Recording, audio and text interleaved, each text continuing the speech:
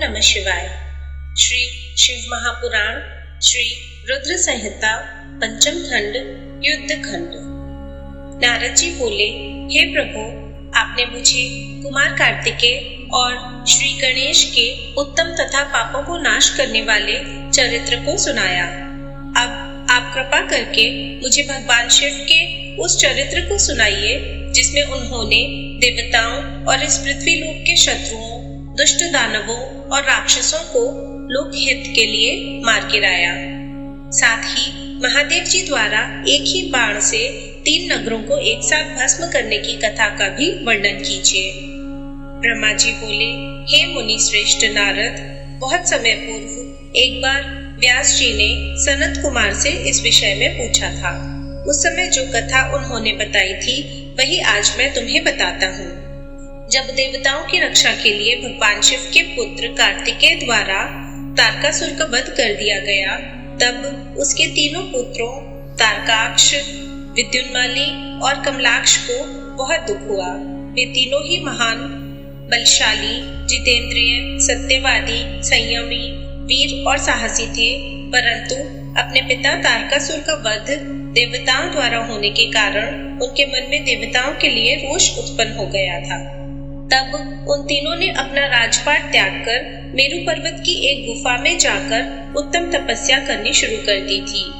उन्होंने अपनी कठिन और उग्र तपस्या से मुझ ब्रह्मा को प्रसन्न कर लिया। मैं उन तीनों असुरों को वरदान देने के लिए मेरु पर्वत गया।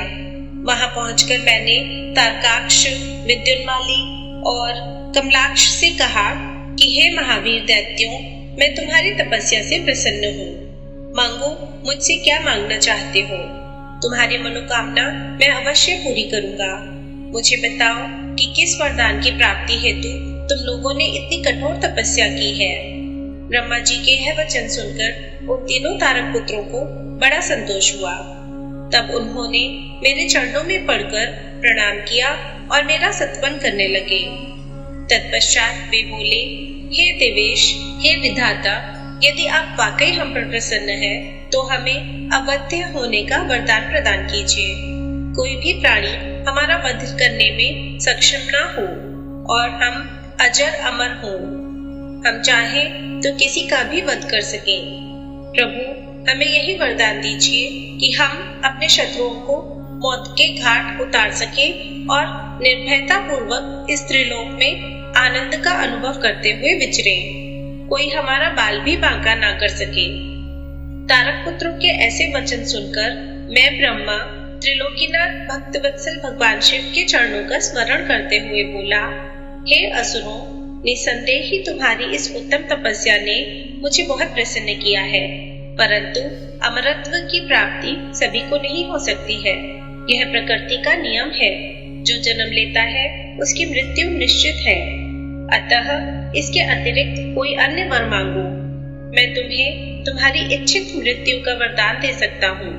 तुम जिस प्रकार अपनी मृत्यु चाहोगे उसी प्रकार तुम्हारी मृत्यु होगी। मेरे इस प्रकार के वचन सुनकर तीनों तारक पुत्र कुछ देर के लिए सोच में डूब गए। तत्पश्चात वे बोले, भगवान, यद्यपि हम तीनों ही महान बलशाली हैं, फिर भी हमारे पास रहने का कोई ऐसा स्थान नहीं है जो पूर्णतः सुरक्षित हो और जिसमें शत्रु प्रवेश न कर सके।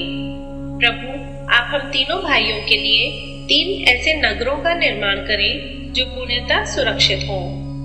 ये तीनों अद्भुत नगर संपूर्ण धन संपत्ति और वैभव से शोभित हों तथा अस्त्र शस्त्रों की सभी सामग्रियां भी वहां उपस्थित हों और उसे कोई भी नष्ट न कर सके। तब तारकाक्ष ने अपने लिए सोने का, कमलाक्ष ने चांदी का तथा विद्युन्माली ने कठोर लोहे का बना नगर वरदान में मांगा। साथ ही उन्होंने यह भी कहा कि ये तीनों पूर्व दोपहर अभिजीत मुहूर्त में चंद्रमा के पुष्य नक्षत्र में होने पर एक साथ मिला करेंगे। ये तीनों ही महल आकाश में नीले बादलों में एक के ऊपर एक रहेंगे तथा जनसाधारण सहित किसी को भी नहीं दिखाई देंगे। 1 सहस्त्र वर्षों बाद जब पुष्करावर्त नामक काले बादल बरस रहे हों, उस समय जब तीनों महल आपस में मिले, तब हम सबके वंदनीय भगवान शिव असंभव रथ पर बैठकर एक ही बाण से हमारे नगरों सहित हमारा भी वध करें। इस प्रकार तारकासुर के पुत्रों के मांगे वरदान को सुनकर मैं मुस्कुराया और तथास्तु कहकर उनका इच्छित वर उन्हें प्रदान कर दिया। फिर मय दानव को बुलाकर ऐसे 3 लोगों को बनाने की आज्ञा देकर मैं वहां से अपने लोक को लौट आया। मय ने मेहनत से तारकाक्ष के लिए सोने का, कमलाक्ष के लिए चांदी का और विद्युन्माली के लिए लोहे के उत्तम लोकों का निर्माण किया। ये तीनों ही लोक सभी साधनों और सुविधाओं से संपन्न थे। इन तीनों लोकों का निर्माण होने के उपरांत वे तीनों अपने अपने लोकों में चले गए और मय ने उन्हें एक के ऊपर एक करके, एक को आकाश में, एक को स्वर्ग के ऊपर और तीसरे को पृथ्वी लोक में स्थिर कर दिया। तत्पश्चात तीनों असुरों की आज्ञा अनुसार मय भी वहीं पर निवास करने लगा। तारकाक्ष, कमलाक्ष और विद्युन्माली तीनों ही सदैव शिव भक्ति में लीन रहा करते थे। इस प्रकार वे तीनों ही असुर अब आनंद पूर्वक अपने अपने लोकों में सुखों को भोगने लगे। नारद जी बोले, हे पिताश्री, जब तारकासुर के तीनों पुत्र तारकाक्ष, कमलाक्ष और विद्युन्माली आनंद पूर्वक अपने अपने लोकों में निवास करने लगे, तब फिर आगे क्या हुआ? ब्रह्मा जी बोले, हे नारद, तारक पुत्रों के तीनों लोकों के अद्भुत तेज से दग्ध होकर सभी देवतागण देवराज इंद्र के साथ दुखी अवस्था में ब्रह्मलोक में मेरी शरण में आए। वहां मुझे नमस्कार करने के पश्चात देवताओं ने अपना दुख बताना शुरू किया। वे बोले, हे विधाता, त्रिपुरों के स्वामी तारकाक्ष, कमलाक्ष और विद्युन्माली नामक तीनों तारक पुत्रों ने हम सभी देवताओं को संतप्त कर दिया है। भगवान, अपनी रक्षा के लिए हम सभी आपकी शरण में आए हैं।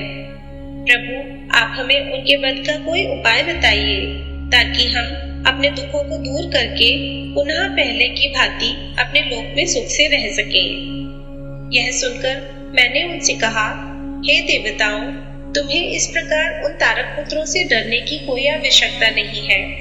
तुम्हारी इच्छा के अनुसार मैं तुम्हें उनके वध का उपाय बताता हूँ। उन तीनों ही असुरों को मैंने वरदान प्रदान किया है, अतः मैं उनका वध नहीं कर सकता। इसलिए तुम सब भगवान शिव की शरण में जाओ, वे ही तुम्हारी इस दुख की घड़ी में सहायता करेंगे। तुम उनके पास जाकर उन्हें प्रसन्न करो। मुझ ब्रह्मा के यह वचन सुनकर सभी देवता अपने स्वामी देवराज इंद्र के नेतृत्व में भगवान शिव के पास कैलाश पर्वत पर पहुंचे। वहां सबने भक्ति भाव से भगवान शिव को प्रणाम किया और उनकी स्तुति करने लगे। तत्पश्चात देवता बोले, हे महादेव जी, तारकासुर के तीनों पुत्रों ने हमें परास्त कर दिया है। यही नहीं, उन्होंने सभी ऋषि मुनियों को भी बंदी बना लिया है। वे उन्हें यज्ञ नहीं करने देते हैं। चारों ओर हाहाकार मचा हुआ है। उन्होंने इस त्रिलोक को अपने वश में कर लिया है और पूरे संसार को नष्ट करने में लगे हुए हैं। ब्रह्मा जी द्वारा इन तीनों को अवध्य होने का वरदान मिला है। इसी कारण वे तीनों बलशाली दानव मदान्ध हो चुके हैं और मनुष्यों और देवताओं को तरह तरह से प्रताड़ित कर रहे हैं। हे भक्तवत्सल, हे करुणा निधान, हम सब देवता परेशान होकर आपकी शरण में इस आशा के साथ आए हैं कि आप हम सबकी उन तीनों असुरों से रक्षा करेंगे तथा इस पृथ्वी और स्वर्ग को उनके आतंकों से मुक्ति दिलाएंगे। भगवान, इससे पहले कि वे इस जगत का ही विनाश कर दे, आप उनसे हम सबकी रक्षा करें। ब्रह्मा जी बोले, हे नारद, इस प्रकार सब देवताओं ने त्रिलोकीनाथ भगवान शिव को उन तीनों तारक पुत्रों के आतंक के विषय में सब कुछ बता दिया। तब सारी बातें सुनकर भगवान शिव बोले, हे देवताओं, मैंने तुम्हारे कष्टों को जान लिया है। मैं जानता हूँ कि तारकाक्ष, कमलाक्ष और विद्युन्माली ने तुम्हें बहुत परेशान किया हुआ है, परंतु फिर भी वे तीनों पुण्य कार्यों में लगे हुए हैं। वे तीनों मेरे भक्त हैं और सदा मेरे ध्यान में निमग्न रहते हैं। भला मैं अपने भक्तों को कैसे मार सकता हूँ? वे तीनों तारक पुत्र पुण्य संपन्न हैं। वे प्रबल होने के साथ साथ भक्ति भावना भी रखते हैं।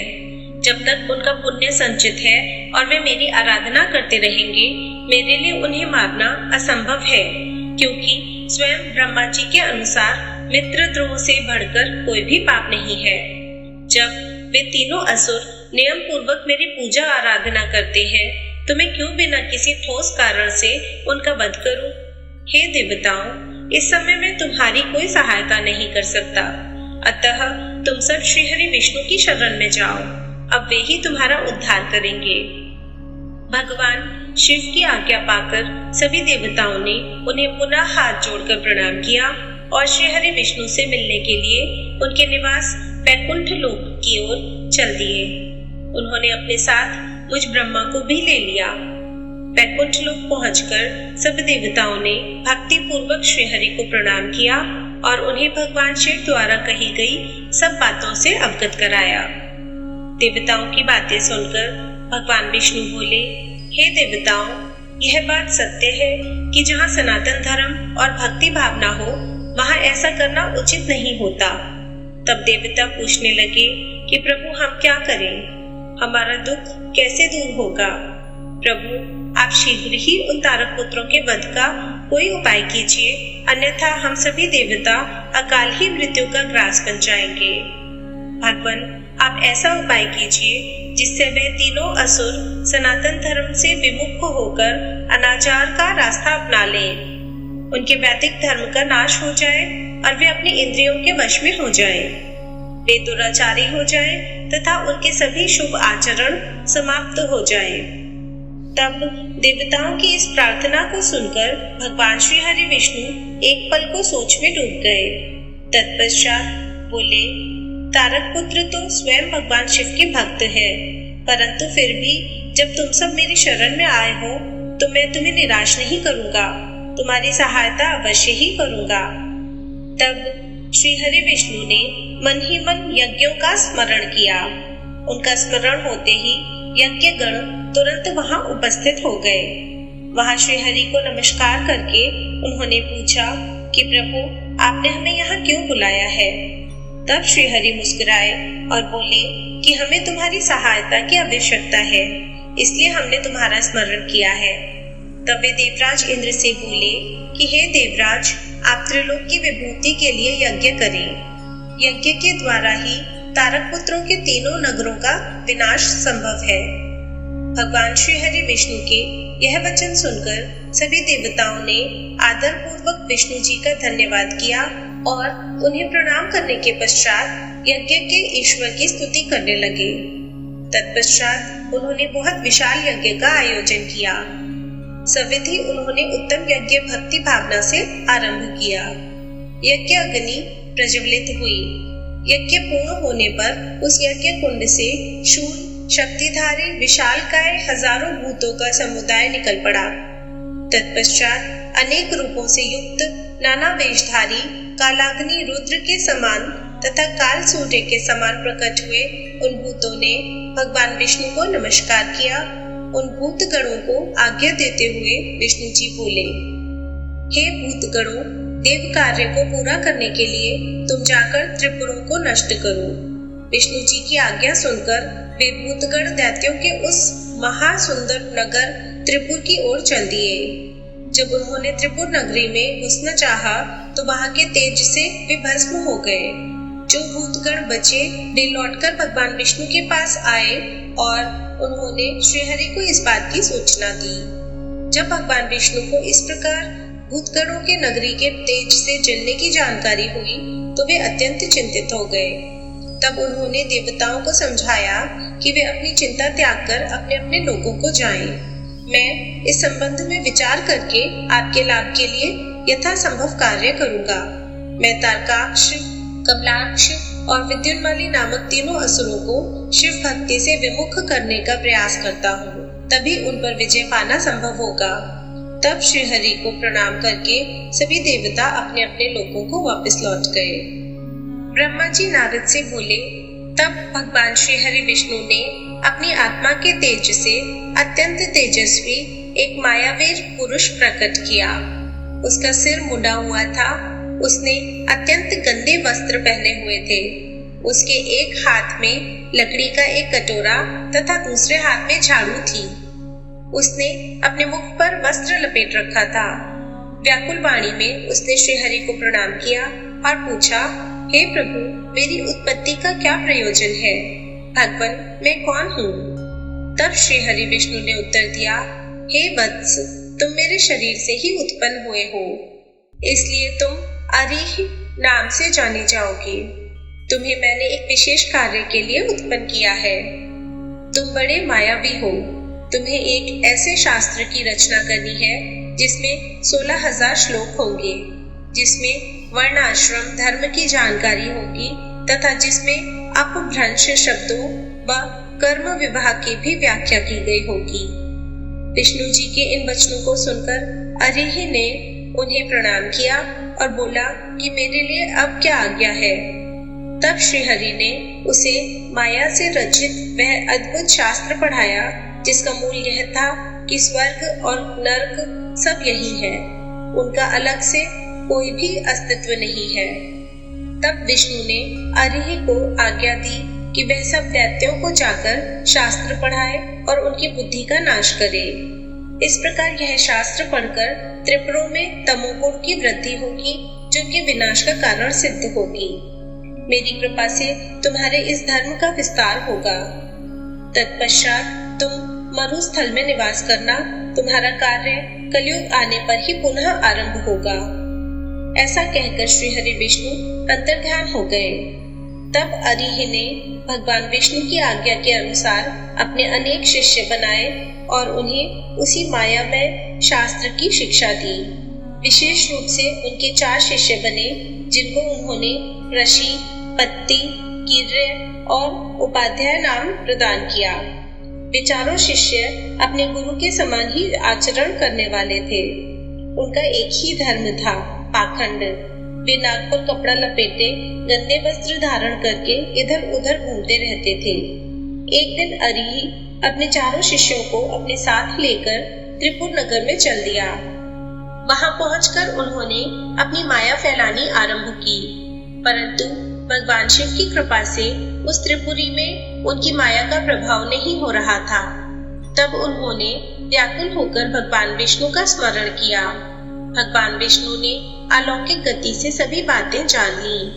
भगवान शिव का ध्यान करते हुए विष्णु जी ने, हे नारद, तब तुम्हारा स्मरण किया।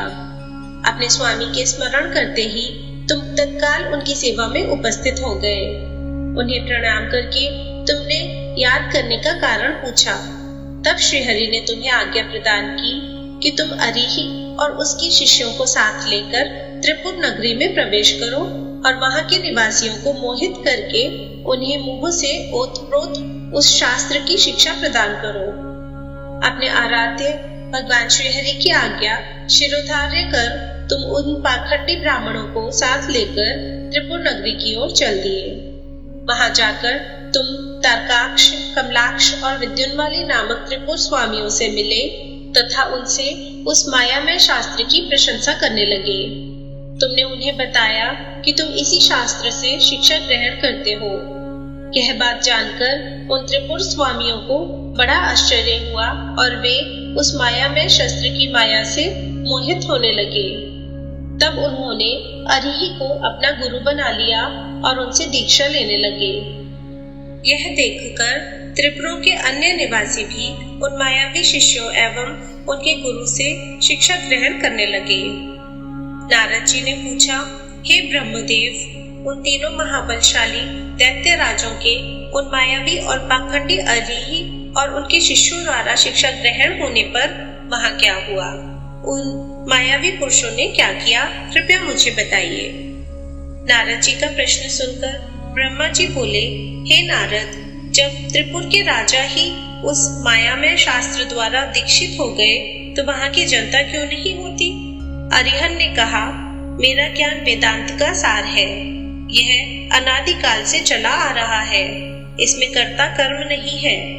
आत्मा के देह अर्थात शरीर से जितने भी बंधन है वे सब ईश्वर के ही हैं। ईश्वर के समान कोई भी ना तो शक्तिशाली है और ना ही सामर्थ्यवान। ब्रह्मा, विष्णु और महेश सब अरिहन ही कहे जाते हैं। समय आने पर ये तीनों ही लीन हो जाते हैं। आत्मा एक है। मृत्यु सभी के लिए सत्य है। मृत्यु शाश्वत है और सबके लिए निश्चित है। इसलिए हमें कभी भी हिंसा नहीं करनी चाहिए और सदा ही अहिंसा के मार्ग पर चलना चाहिए। अहिंसा ही परम धर्म है। किसी को दुख पहुंचाना महापाप है। इसलिए हमें कभी भी कमजोर और निर्बलों को नहीं सताना चाहिए। दूसरों को क्षमा करना ही सबसे बड़ा गुण है। इसलिए सदा अहिंसा का मार्ग अपनाना चाहिए। हिंसा और लड़ाई झगड़े का मार्ग हमें नरक की ओर ले जाता है। इसलिए किसी को डराओ धमकाओ मत। सदैव विनम्रता का आचरण करो। भूखों को भोजन दो, रोगियों को औषधि और छात्रों को विद्या का दान करो। भक्ति के साथ उपासना करो। आडंबरों की कोई आवश्यकता नहीं होती।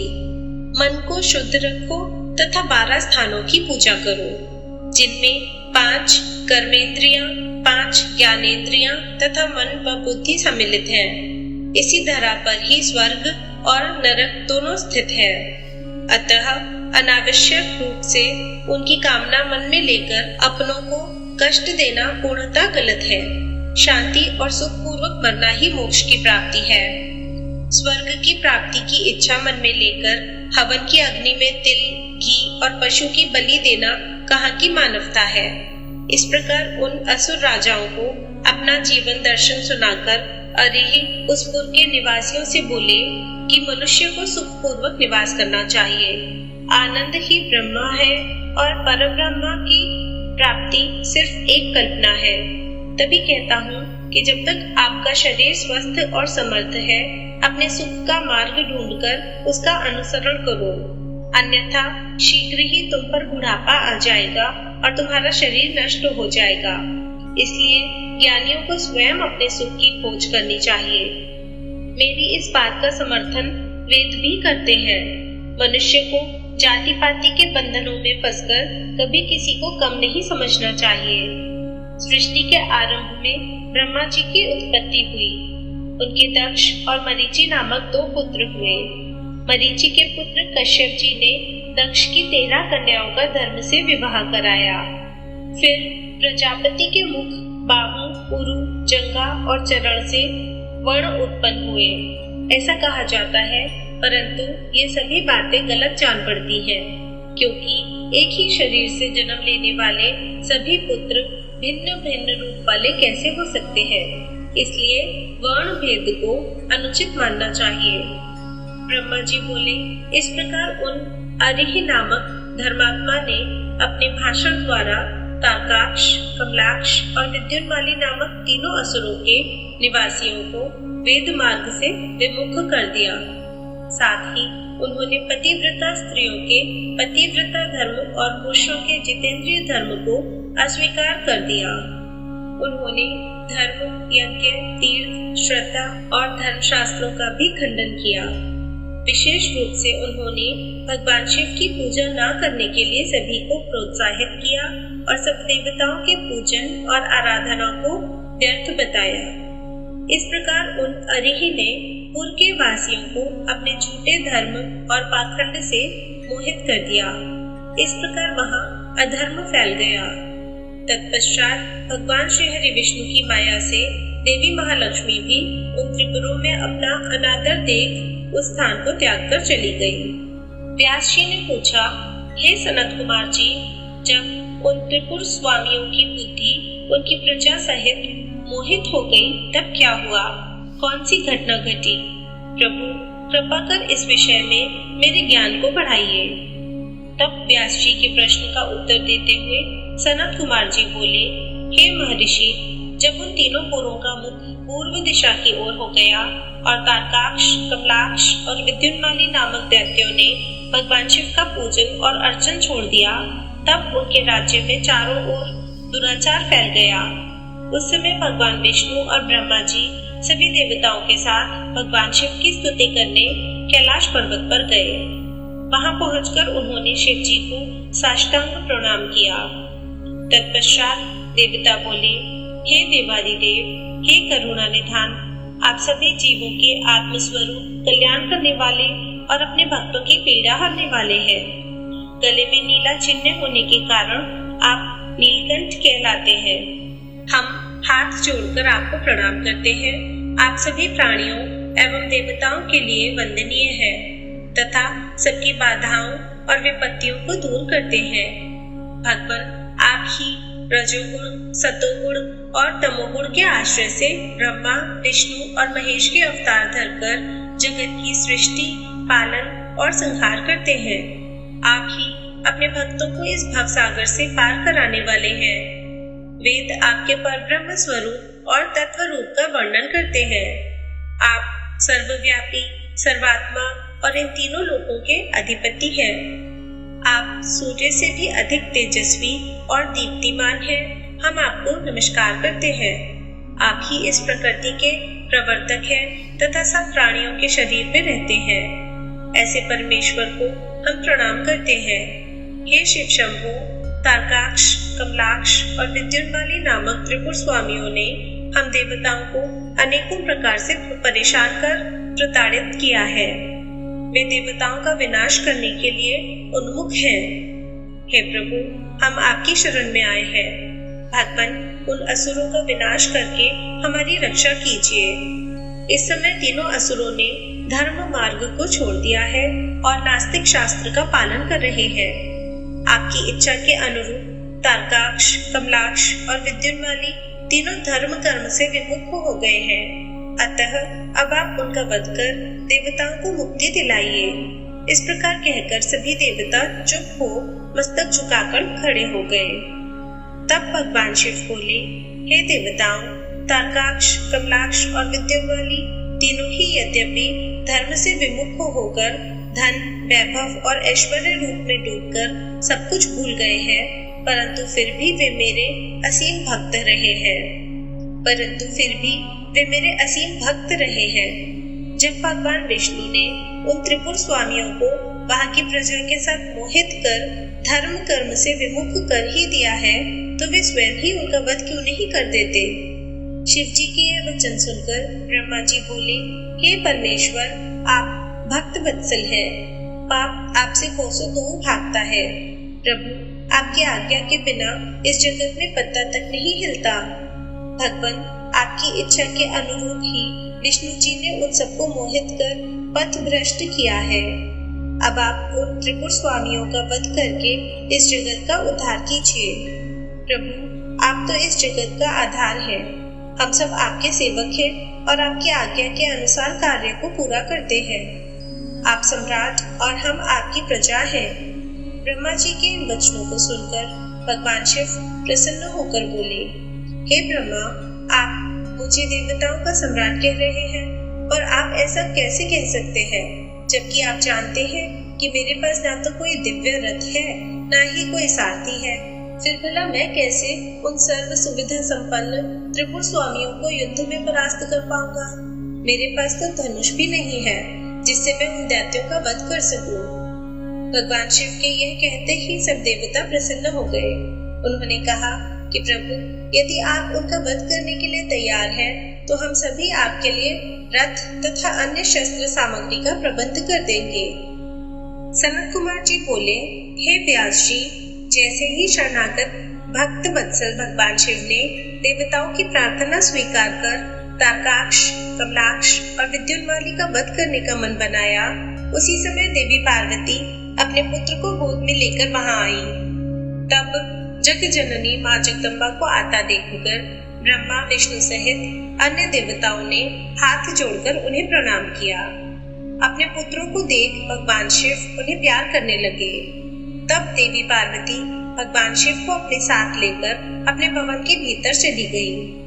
भगवान शिव के इस प्रकार बिना कुछ कहे अपने भवन में चले जाने के कारण सब देवता बहुत दुखी हो गए, परंतु उन्होंने वहीं खड़े रहकर भगवान शिव की प्रतीक्षा करने का निर्णय लिया। उस समय वे दैत्यों के भाग्य की प्रशंसा करने लगे। वे सब देवता वहीं शिव जी के भवन के द्वार पर खड़े रहे। तभी भगवान शिव के गण ने अपने स्वामी के द्वार के सामने भीड़ जमा देखकर उन पर आक्रमण कर दिया।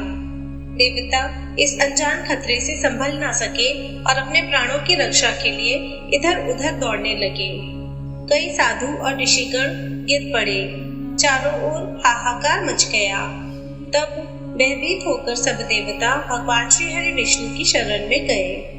देवताओं को समझाते हुए श्री हरि विष्णु ने कहा, देवताओं तथा मुनिगणों, आप लोग क्यों इतना दुखी हो रहे हैं? महान पुरुषों की आराधना करने में दुख तो आते ही है। इन कष्टों को झेलकर ही भक्त की दृढ़ता बढ़ती है और तब वह अपने आराध्य देवों को प्रसन्न कर पाता है। भगवान शिव तो समस्त गणों के अध्यक्ष तथा परमेश्वर है।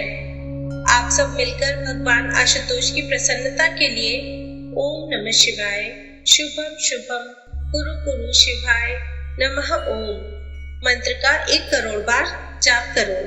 वे इससे अवश्य ही प्रसन्न होंगे और हमारा कार्य पूरा करेंगे। भगवान श्री हरि विष्णु के इन वचनों को सुनकर सभी देवता बहुत प्रसन्न हुए और सहर्ष भगवान शिव की आराधना करने लगे। अपने कार्य की सिद्धि के लिए उन्होंने 1 करोड़ बार विष्णु जी द्वारा बताए गए मंत्र का जाप करना आरंभ कर दिया। जैसे ही उनकी यह आराधना संपन्न हुई, भगवान शिव उनके सामने प्रकट हो गए। भगवान शिव बोले, मैं आपकी इस उत्तम आराधना से बहुत प्रसन्न हूँ। आप अपना इच्छित वर मांगे। प्रभु के यह वचन सुनकर देवता बोले, हे देवादिदेव, हे जगदीश्वर, आप सबके कल्याण करता है। भगवान, हम पर कृपा कर हमारी रक्षा कीजिए। आप त्रिपुर स्वामियों का वध करके हमें भय से मुक्ति दिलाइए। तब भगवान शिव देवताओं की प्रार्थना सुनकर पुनः बोले, हे हरे, हे ब्रह्मा, हे देवगण तथा मुनियों, जैसे आप चाहते हैं वैसा ही होगा। मैं अवश्य ही आपकी आराधना सफल करूंगा। हे विष्णु, आप इस जगत के पालन करता है, इसलिए त्रिपुर विनाश के लिए आप मेरी सहायता करें। मेरे लिए दिव्य रथ, सारथी और धनुष सहित आवश्यक सामग्री की व्यवस्था करें। सनत कुमार जी बोले, मुने, भगवान शिव की इच्छा जानकर सब देवता बहुत प्रसन्न हुए तथा शिव जी की आज्ञा अनुसार समस्त युद्ध सामग्री की व्यवस्था करने लगे। मुने, देवताओं द्वारा शिव जी को प्रसन्न करने के लिए 1 करोड़ बार जपा गया यह मंत्र महान पुण्यदायी है। यह शिव जी को तुरंत प्रसन्न करने वाला तथा भक्ति मुक्ति के मार्ग पर ले जाने वाला है। यह मंत्र शिव भक्तों की सभी कामनाओं और इच्छाओं को पूरा करता है। इस मंत्र से धन, यश की प्राप्ति होती है और आयु में वृद्धि होती है। यह निष्काम मनुष्यों के लिए मोक्ष प्राप्ति का साधन है। जो मनुष्य भक्ति भाव और शुद्ध हृदय से इस मंत्र को जपता है, उसकी सभी अभिलाषाएं भक्त वत्सल कल्याणकारी भगवान शिव अवश्य ही पूरी करते हैं। व्यास जी ने सनत कुमार जी से पूछा, हे सनत कुमार जी, आप अत्यंत बुद्धिमान और सर्वज्ञ हैं। आपने मुझे अद्भुत शिव कथा सुनाने की कृपा की है। मुनि, जब भगवान शिव ने देवताओं के अभीष्ट कार्यों को पूरा करने के लिए त्रिपुर स्वामियों का वध करने हेतु विष्णु जी से दिव्य रथ का निर्माण करने के लिए कहा, तब विष्णु जी ने क्या किया? दिव्य रथ का निर्माण किसने और कैसे किया? सूत जी बोले, हे मुने, व्यास जी की यह बात सुनकर सनत कुमार जी ने भगवान शिव के चरणों का ध्यान करके कहा, भगवान शिव के लिए दिव्य रथ के निर्माण करने के लिए देवताओं ने अपने शिल्पी विश्वकर्मा को बुलाकर उन्हें कार्य सौंपा। तब भगवान शिव के अनुरूप ही विश्वकर्मा ने उनके लिए रथ का निर्माण किया। उस रथ के समान दूसरा कोई रथ नहीं था।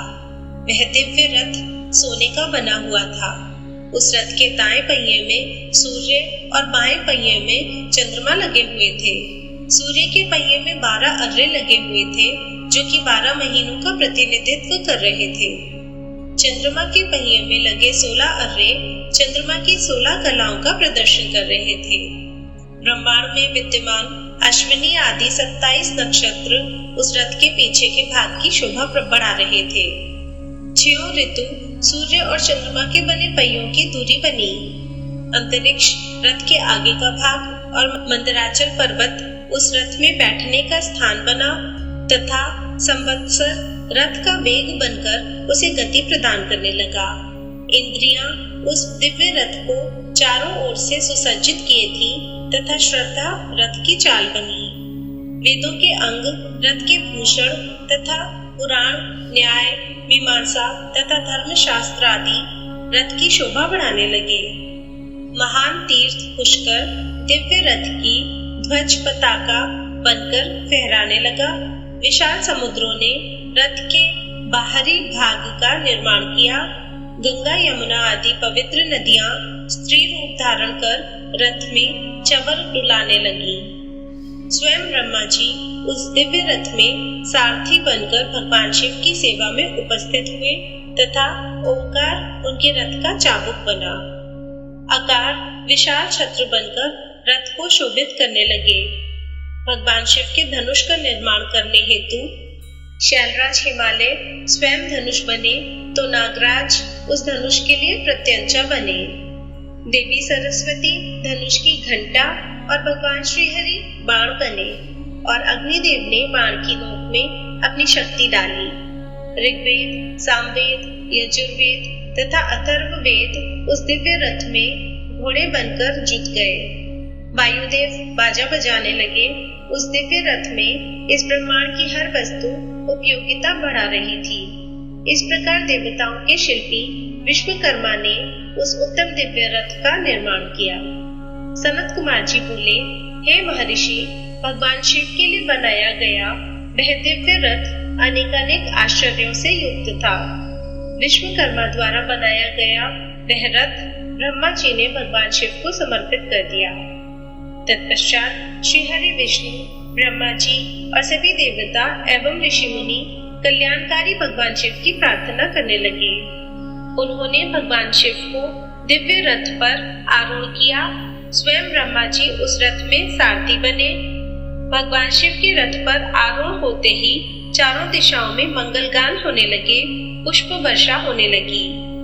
ब्रह्मा जी ने सर्वेश्वर शिव की आज्ञा लेकर रथ को आगे बढ़ाया। वह उत्तम दिव्य रथ भगवान शिव को लेकर विद्युत की गति से आकाश में उड़ने लगा। जब भगवान शिव का वह दिव्य रथ तेजी से आकाश मार्ग से होता हुआ उन त्रिपुरों की ओर जा रहा था तो बीच मार्ग में ही कल्याणकारी देवादिदेव भगवान शिव ब्रह्मा जी से बोले, हे विधाता, तारकाक्ष, कमलाक्ष और विद्युन्माली नामक परम बलशाली राक्षसों का वध करने के लिए मुझे उनके समान ही शक्ति चाहिए। वे तीनों असुर पहले मेरे परम भक्त थे, परंतु श्रीहरि की माया से मोहित होकर उन्होंने भक्ति मार्ग को त्याग दिया है। अब उन त्रिपुर स्वामियों में तामसिक प्रवृत्ति बढ़ गई है, पशुत्व बढ़ गया है। अतः उन तीनों दैत्यों का संहार करने के लिए मुझे भी पशुओं की सी शक्ति की आवश्यकता होगी। अतः आप सब देवता पशुत्व की वृद्धि करने हेतु पशुओं का आधिपत्य मुझे प्रदान करें, तभी उन असुरों का वध हो पाएगा। भगवान शिव के इस प्रकार के वचन सुनकर सभी देवता चिंतित हो गए और सोच में डूब गए। पशुत्व की बात सुनकर उनका मन अप्रसन्न हो गया। देवताओं को सोच में देखकर भक्त वत्सल भगवान शिव को स्थिति समझते देर न लगी। वे देवताओं की चिंता तुरंत समझ गए। देवताओं से भगवान शिव ने कहा, देवताओं, इस प्रकार दुखी मत हो, मैं तुम्हारे दुख का कारण समझ गया हूँ। तुम लोग यह कदापि मत सोचो कि पशुत्व से तुम्हारा पतन हो जाएगा। मैं तुम्हें पशुत्व से मुक्ति का मार्ग बताता हूँ।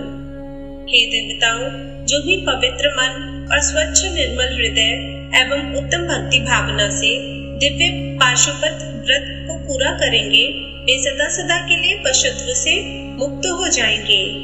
तुम्हारे अतिरिक्त जो मनुष्य भी पाशुपत व्रत का पालन करेंगे, उन्हें भी पशुत्व से मुक्ति मिल जाएगी। हे देवताओं, नित्य ब्रह्मचर्य का पालन करते हुए 12, 6 अथवा 3 वर्षों तक पाशुपत व्रत का पालन करने से सभी मनुष्यों एवं देवताओं को पशुत्व से हमेशा के लिए मुक्ति मिल जाएगी तथा मोक्ष की प्राप्ति होगी। उसका कल्याण होगा, क्योंकि पाशुपत व्रत परम कल्याणकारी है। भगवान शिव के इन वचनों को सुनकर ब्रह्मा जी, श्री हरि, विष्णु एवं सभी देवी देवता बहुत प्रसन्न हुए और देवादिदेव भक्त वत्सल भगवान शिव की जय जयकार करने लगे। तब सब देवता प्रसन्नता पूर्वक अपने अभीष्ट कार्य की सिद्धि के लिए पशु बन गए। तभी से सदाशिव पशुपति नाम से जगत में विख्यात हुए। उनका पशुपति नाम अत्यंत कल्याणकारी एवं अभीष्ट की सिद्धि देने वाला है। उस समय भगवान शिव के स्वरूप को देखकर सभी देवता एवं ऋषिगण बहुत प्रसन्न हुए। तत्पश्चात भगवान शिव ने अन्य देवताओं के साथ त्रिपुरों की ओर प्रस्थान किया। उस समय सारे देवता अपने हाथों में हल, मूसल, भुशुंडी और अनेक प्रकार के अस्त्र शस्त्र धारण करके हाथी, घोड़े, सिंह, रथ और बैलों पर सवार होकर चल दिए। भगवान शिव की जय जयकार करते हुए वे आगे बढ़ते जा रहे थे। आकाश से उन पर फूलों की वर्षा हो रही थी। कल्याणकारी भगवान शिव के साथ उनके केश, विगतवास, महाकेश, महाज्वर, सोमवल्ली, स्वर्ण, सोमप, सनक, सोमध्रक, सूर्यवर्चा, सूर्य प्रेक्षणक, सूर्याक्ष, सूर्यनामा, सुर, सुंदर, प्रस्कंद, कुंदर, चंड, कंपन, अतिकंपन, इंद्र, इंद्रजय, यंता, हिमकर, शताक्ष, पंचाक्ष, सहस्त्राक्ष, महोदर, सत्यजहु, शतास्य, रंक, कर्पूर पूतन, विशिख, त्रिशिख, अहंकार कारक, अजवक्त्र, अष्टवक्त्र, हैवक्त्र, अर्धवक्त्र आदि महावीर बलशाली गणाध्यक्ष उनको घेर कर चल रहे थे। इस प्रकार देवादिदेव भगवान शिव शंकर के साथ ब्रह्मा जी, श्री हरि विष्णु, देवराज इंद्र सहित अनेकों देवता, ऋषि मुनि, साधु संत भी अपने अपने वाहनों पर आरूढ़ होकर त्रिपुरों के स्वामी व त्रिपुरों का संहार देखने हेतु उनके साथ साथ चल दिए। सनत कुमार जी बोले, जब युद्ध की सामग्रियों को साथ में लेकर भगवान सदाशिव अपने दिव्य रथ में बैठकर आकाश मार्ग से उन त्रिपुरों के निकट पहुंच गए, तब उन्होंने उन त्रिपुरों का उनके स्वामियों के साथ विनाश करने के लिए रथ के शीर्ष स्थान पर चढ़कर अपने परम दिव्य धनुष पर प्रत्यंचा चढ़ाई, परंतु उनका बाण धनुष से नहीं निकला और वे उसी प्रकार उस स्थान पर स्थित हो गए। वे इसी प्रकार अनेक वर्षों तक वहीं खड़े रहे, क्योंकि गणेश जी उनके अंगूठे के अग्रभाग में खड़े होकर उनके कार्य में विघ्न डाल रहे थे। इसलिए ही तीनों पुरों का नाश नहीं हो पा रहा था। इस प्रकार जब भगवान शिव का बाण बहुत समय तक नहीं चला और वे एक ही स्थान पर स्थिर हो गए, तो सभी देवता चिंतित हो गए कि ऐसा क्यों हो रहा है। तभी वहां आकाशवाणी हुई, हे ऐश्वर्यशाली देवादिदेव, सर्वेश्वर कल्याणकारी शिव शंकर, जब तक आप गणेश जी का पूजन नहीं करेंगे तब तक त्रिपुरों का संहार नहीं कर पाएंगे। आकाशवाणी के वचनों को सुनकर सभी को बड़ा संतोष हुआ। तब अपने कार्यों को यथाशीघ्र पूरा करने के लिए भगवान शिव ने भद्रकाली को बुलाया। विधि विधान से सबने मिलकर अग्र पूज्य भगवान गणेश का पूजन संपन्न किया। पूजन संपन्न होते ही विघ्न विनाशक गणपति प्रसन्न होकर उनके मार्ग से हट गए और उन्होंने कार्य में आने वाले सभी विघ्नों को दूर कर दिया। उनके हटते ही भगवान शिव को तारकाक्ष, कमलाक्ष और विद्युन्माली के तीनों नगर सामने नजर आने लगे। तीनों पुर कालवश शीघ्र ही एकता को प्राप्त हुए, अर्थात मिल गए। ब्रह्मा जी द्वारा प्रदान किए गए वरदान के अनुसार उनके अंत का यही समय था, जब त्रिपुर आपस में मिल जाए। त्रिपुरों को मिला हुआ देखकर सभी देवता बहुत प्रसन्न हुए। वे प्रसन्न होकर भगवान शिव की जय जयकार के नारे लगाने लगे। तब ब्रह्मा और विष्णु जी ने महेश्वर से कहा कि हे देवादिदेव, तारकासुर के इन तीनों दैत्य पुत्रों के वध का समय आ गया है। तभी ये तीनों पुर मिलकर परस्पर एक हो गए हैं। इससे पहले कि ये तीनों पुर फिर से अलग हो जाएं, आप इन्हें भस्म कर दीजिए और हमारे कार्य को पूर्ण कीजिए। तब भगवान शिव ने ब्रह्मा जी और श्रीहरि की प्रार्थना स्वीकार करके अपने दिव्य धनुष पर पाशुपत अस्त्र नामक बाण चलाया। उस समय अभिजीत मुहूर्त था। विशाल धनुष की टंकार से पूरा ब्रह्मांड गूंज उठा। तब भगवान शिव ने तारकाक्ष, कमलाक्ष और विद्युन्माली को ललकार कर उन पर करोड़ों सूर्य के समान प्रकाशमान पाशुपास्त्र छोड़ दिया। उस बाण की नोक पर स्वयं अग्निदेव विराजमान थे। उन विष्णुमय अग्नि बाणों ने त्रिपुर वासियों को दग्ध कर दिया, जिससे देखते ही देखते वे तीनों पुर एक साथ ही समुद्रों से घिरी भूमि पर गिर पड़े। सैकड़ों असुर उस अग्नि बाण से जलकर भस्म हो गए। चारों ओर हाहाकार मच गया। जब तारकाक्ष अपने भाइयों सहित जलने लगा, तब उसे यह एहसास हुआ कि यह सब भगवान शिव की भक्ति से विमुख होने का परिणाम है। तब उसने मन ही मन अपने आराध्य भगवान शिव का स्मरण किया और रोने लगा।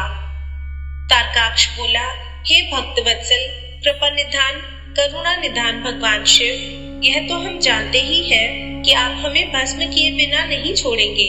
फिर भी प्रभु, हम आपकी कृपा चाहते हैं, अतः आप हम पर प्रसन्न होइए।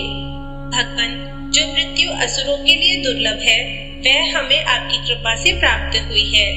प्रभु, बस अब हमारी आपसे सिर्फ एक ही प्रार्थना है कि हमारी बुद्धि जन्म जन्मांतर तक आप में ही लगी रहे।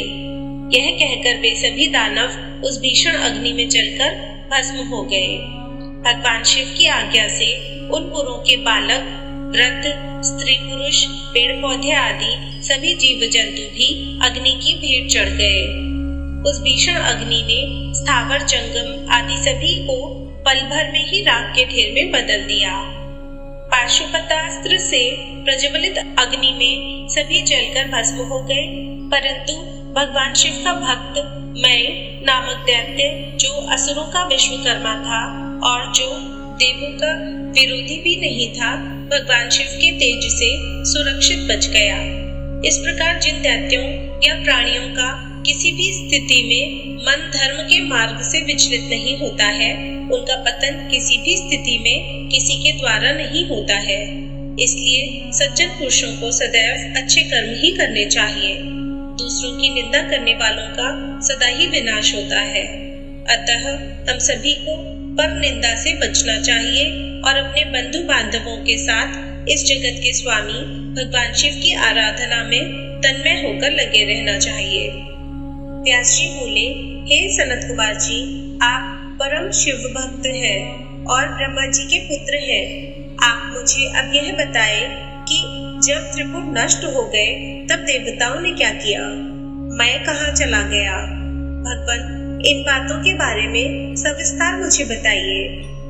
व्यास जी का प्रश्न सुनकर सृष्टिकर्ता भगवान ब्रह्मा के पुत्र सनत कुमार जी बोले, हे महर्षि, जब भगवान शिव ने त्रिपुरों को उनके स्वामियों के साथ जलाकर भस्म कर दिया, तब सभी देवता बहुत प्रसन्न हुए, क्योंकि उन्हें अपने संकट और भय से मुक्ति मिल गई थी।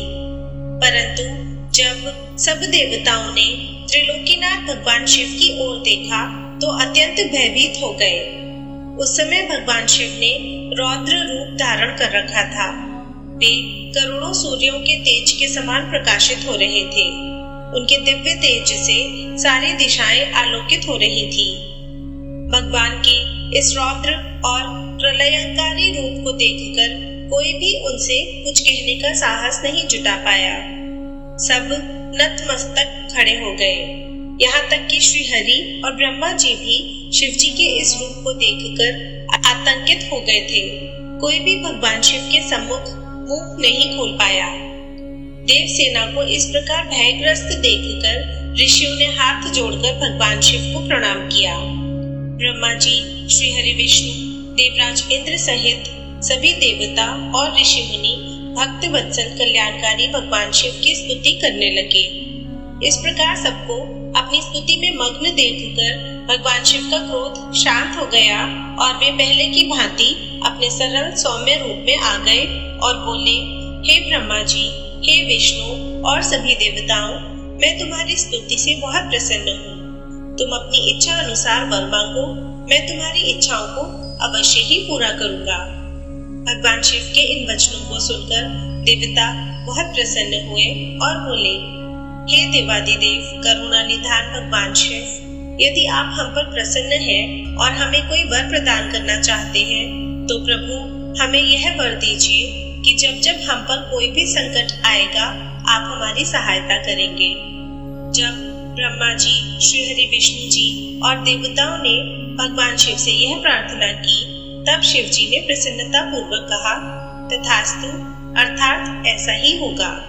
ऐसा कहकर भगवान शिव ने देवताओं के अभीष्ट फल को उन्हें प्रदान कर दिया। व्यास जी ने पूछा, हे महाबुद्धिमान सनत कुमार जी, जब ब्रह्मा, श्री हरि विष्णु एवं सभी देवताओं ने भगवान शिव की स्तुति की तब वे प्रसन्न हुए और उन्होंने देवताओं को विपत्ति के समय उनकी सहायता करने का वचन दिया।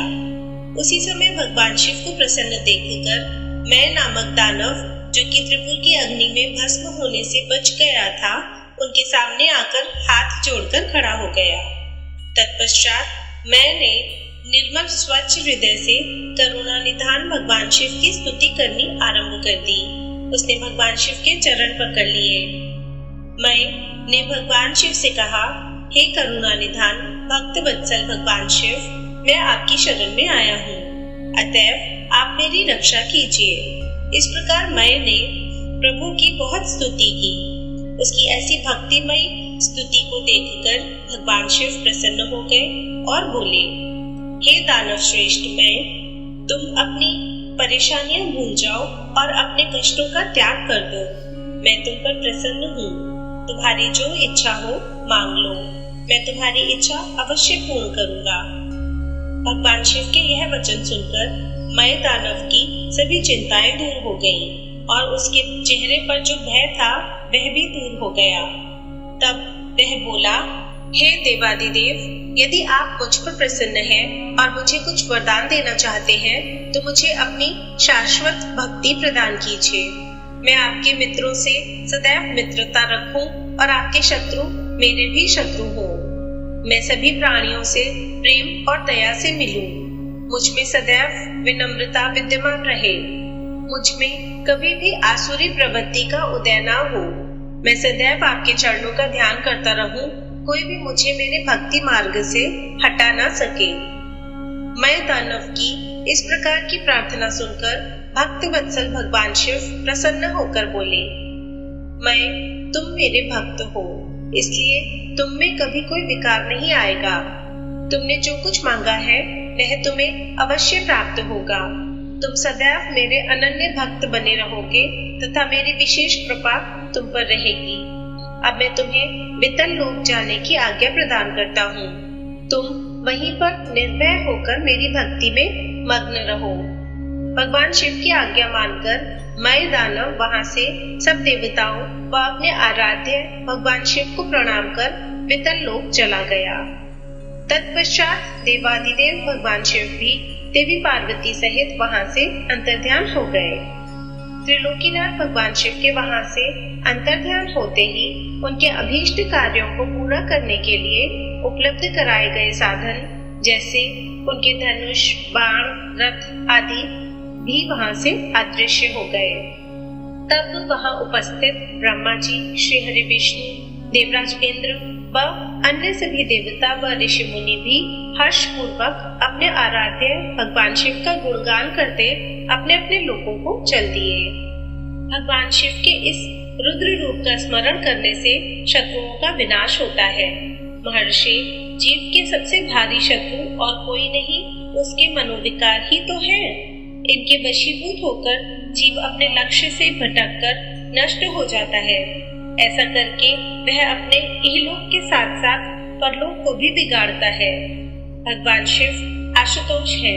उनकी लीलाओं को सुनने से समस्त पापों का नाश होता है और सभी अभीष्ट वस्तुओं की प्राप्ति होती है। महर्षि, इस प्रकार मैंने तुम्हें तारकाक्ष, कमलाक्ष और विद्युतबाली नामक तीनों महाअसुरों का संहार करने वाली भगवान शशि मौली शिव शंकर जी की लीलामय कथा सुनाई है।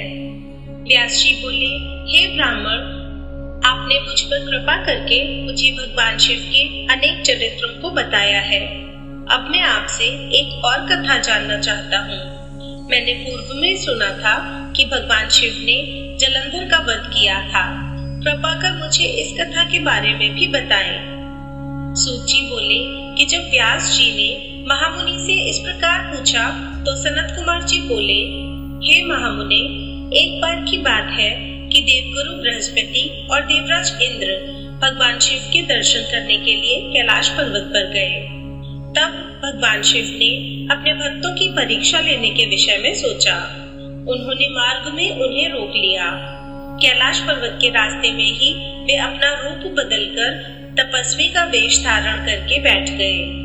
जैसे ही देवराज इंद्र वहां से निकले, उन्होंने तपस्वी से पूछा कि भगवान शिव अपने स्थान पर ही है ना, या कहीं और गए हैं। यह पूछकर उन्होंने तपस्वी से उनके नाम आदि के विषय में भी जानना चाहा, परंतु तपस्वी रूप में शिव जी चुप रहे और कुछ न बोले। उन तपस्वी को इस प्रकार अपने प्रश्न के उत्तर में चुप देखकर देवराज इंद्र बहुत क्रोधित हुए। वे बोले, अरे मैं तुमसे पूछ रहा हूँ और तुम्हें क्यों उत्तर ही नहीं दे रहा है। तब तपस्वी ने पलटकर पुनः उत्तर नहीं दिया। तब इंद्र ने हाथ में वज्र लेकर तपस्वी रूप धारण किए भगवान शिव पर आक्रमण कर दिया, परंतु शिव जी ने तुरंत पलटवार करते हुए इंद्र के हाथ को पीछे ढकेल दिया। तब क्रोध के कारण शिव जी का रूप प्रज्वलित हो उठा और उस तेज को देखकर ऐसा प्रतीत होता था कि वह तेज सब कुछ जलाकर भस्म कर देगा। इंद्र की भुजा को झटकने से इंद्र का क्रोध भी बढ़ गया, परंतु गुरु बृहस्पति उस तेज से भगवान शिव को पहचान गए। देव गुरु बृहस्पति ने तुरंत हाथ जोड़कर देवादिदेव भगवान शिव को प्रणाम किया और उनकी स्तुति करने लगे। बृहस्पति जी ने देवराज इंद्र को भी शिव चरणों में झुका दिया और क्षमा याचना करने लगे। वे बोले कि हे प्रभु, अज्ञानतावश हम आपको पहचान नहीं पाए। भूलवश आपके अवहेलना करने का अपराध देवराज इंद्र से हो गया है। हे भगवान, आप तो करुणा निधान है। भक्त वत्सल होने के कारण आप सदा अपने भक्तों के ही वश में रहते हैं। प्रभु, कृपा करके इंद्रदेव को क्षमा कर दीजिए। बृहस्पति जी के ऐसे वचन सुनकर त्रिलोकीनाथ भगवान शिव बोले कि मैं अपने नेत्रों की ज्वाला नहीं रोक सकता। तब बृहस्पति जी बोले कि प्रभु, आप इंद्रदेव पर दया कीजिए और अपने क्रोध की अग्नि को कहीं और स्थापित कर देवराज का अपराध क्षमा कीजिए। तब भगवान शिव बोले, हे बृहस्पति, मैं तुम्हारे चातुर्य से प्रसन्न हूँ। आज तुमने इंद्र को जीवन दान दिलाया है, इसलिए तुम्हें जीव नाम से भी प्रसिद्धि मिलेगी। यह कहकर उन्होंने अपने क्रोध की ज्वाला को समुद्र में फेंक दिया। तब इंद्रदेव और देवगुरु बृहस्पति ने भगवान शिव को धन्यवाद दिया और उन्हें प्रणाम करके स्वर्गलोक चले गए। व्यास जी बोले, सनत कुमार जी, जब भगवान शिव ने अपने क्रोध की ज्वाला समुद्र में प्रवाहित कर दी तब क्या हुआ? सनत कुमार जी बोले, हे मुने, जब भगवान शिव ने अपना क्रोध समुद्र में डाल दिया तो क्रोध की वह ज्वाला बालक का रूप लेकर जोर जोर से रोने लगी। उस बालक के रोने की आवाज से सारा संसार भयभीत हो गया। पूरा संसार उसकी आवाज से व्याकुल था। तब सभी चिंतित होकर ब्रह्मा जी की शरण में गए। तब सब देवताओं ने सादर ब्रह्मा जी को प्रणाम किया और उनकी स्तुति करने लगे। तत्पश्चात बोले, हे ब्रह्मा जी, इस समय हम सभी पर बड़ा भारी संकट आन पड़ा है। प्रभु, आप तो सब कुछ जानते ही हैं। उस बालक ने जो समुद्र से उत्पन्न हुआ है, अपने भयंकर रुदन द्वारा पूरे संसार को आहत किया है। सभी भय से आतुर हैं। हे महायोगी, आप उस बालक का संहार करके हमें भय मुक्त कराएं। देवताओं की इस प्रकार की प्रार्थना सुनकर ब्रह्मा जी अपने लोक से पृथ्वी लोक पर उतरकर उस समुद्र पर पहुँचे जहाँ वह बालक विद्यमान था। ब्रह्मा जी को अपने पास आता देखकर समुद्र ने भक्ति पूर्वक उन्हें प्रणाम किया और उस बालक को ब्रह्मा जी को सौंप दिया। तब ब्रह्मा जी ने आश्चर्यचकित होकर समुद्र देव से प्रश्न किया कि यह बालक किसका है।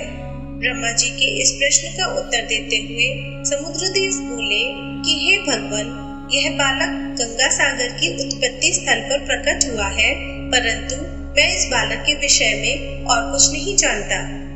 इस प्रकार जब ब्रह्मा जी समुद्र से बातें कर रहे थे, तब उस समय उस बालक ने ब्रह्मा जी के गले में हाथ डाल दिया और उनका गला जोर से दबा दिया, जिसकी पीड़ा स्वरूप उनकी आंखों से आंसू बहने लगे।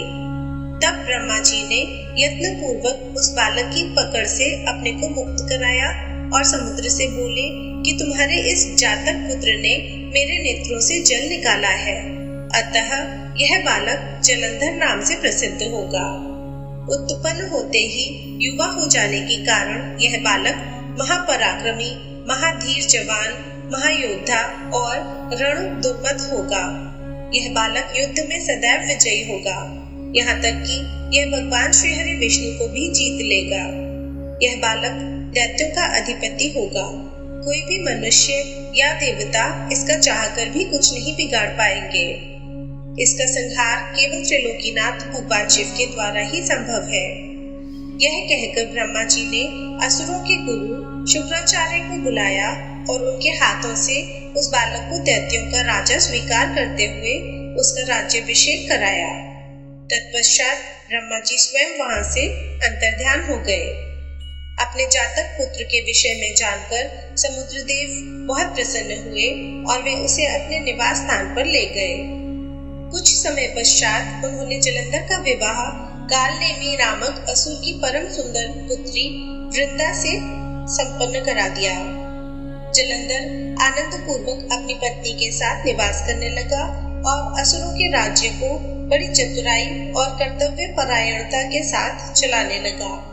उसकी पत्नी वृंदा महान पतिव्रता नारी थी। सनत कुमार जी बोले, हे महर्षि, एक दिन की बात है, असुरराज जलंधर अपने दरबारियों एवं मंत्रियों के साथ अपनी राज्यसभा में विराजमान था। तभी वहां असुरों के महान गुरु शुक्राचार्य पधारे। वे परम कांतिमान थे और उनके तेज से सब दिशाएं प्रकाशित हो रही थी।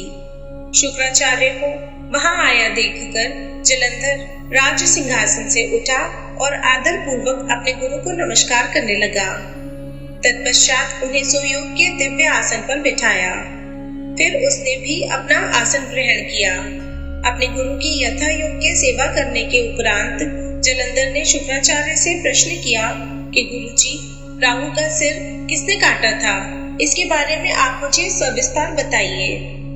शुक्राचार्य ने अपने शिष्य सागर पुत्र जलंधर के प्रश्न का उत्तर देना आरंभ किया। वे बोले, एक बार देवताओं और असुरों ने मिलकर सागर के गर्भ में छुपे अनमोल रत्नों को निकालने के लिए सागर मंथन करने के विषय में सोचा। इस प्रकार दोनों में यह तय हुआ कि जो कुछ भी समुद्र मंथन से प्राप्त होगा उसे देवताओं और असुरों में आधा आधा बांट लिया जाएगा। तब दोनों ओर से देवता और असुर प्रसन्नता पूर्वक इस कार्य को पूरा करने में लग गए।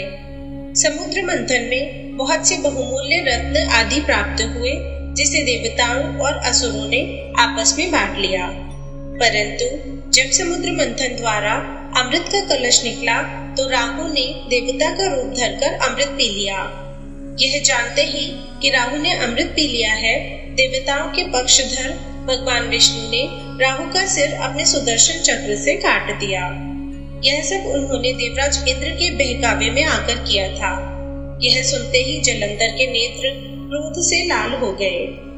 उसने घस्मर नामक राक्षस का स्मरण किया, जो पल भर में ही वहां उपस्थित हो गया। जलंधर ने पूरा वृतांत घस्मर को बताते हुए इंद्र को बंदी बनाकर लाने का आदेश दे दिया। घस्मर जलंधर का वीर और पराक्रमी दूत था। वह आज्ञा पाते ही इंद्रदेव को लाने के लिए वहां से चला गया। देवराज इंद्र की सभा में पहुंचकर जलंधर के दूत ने अपने स्वामी का संदेश इंद्र को सुना दिया। वह बोला कि तुमने मेरे स्वामी जलंधर के पिता समुद्रदेव का मंथन करके उनके सभी रत्नों को ले लिया है। तुम वह सभी रत्न लेकर और अपने अधीनस्थों के साथ मेरे स्वामी की शरण में चलो। घस्मर के वचन सुनकर देवराज इंद्र अत्यंत क्रोधित हो गए और बोले कि उस सागर ने मुझसे डरकर अपने अंदर सभी रत्नों को छुपा लिया था। उसने मेरे शत्रु असुरों की भी मदद की है और उनकी रक्षा की है, इसलिए मैंने समुद्र के कोश पर अपना अधिकार किया है। मैं किसी से नहीं डरता हूँ। जाकर अपने स्वामी को बता दो कि हिम्मत है तो इंद्र के सामने आकर दिखाओ। देवराज इंद्र के ऐसे वचन सुनकर जलंधर का घसमर नामक दूत वापस लौट गया। उसने अपने स्वामी जलंधर को इंद्र के कथन से अवगत कराया।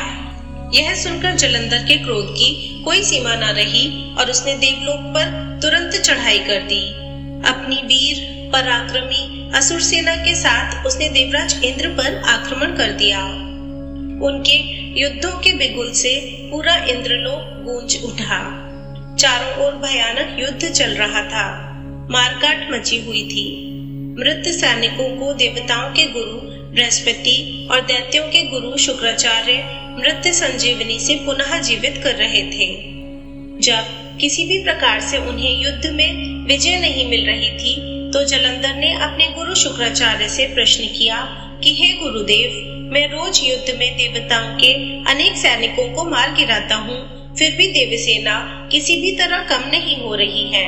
मेरे द्वारा मारे गए सारे देवगण अगले दिन फिर से युद्ध करते हुए दिखते हैं।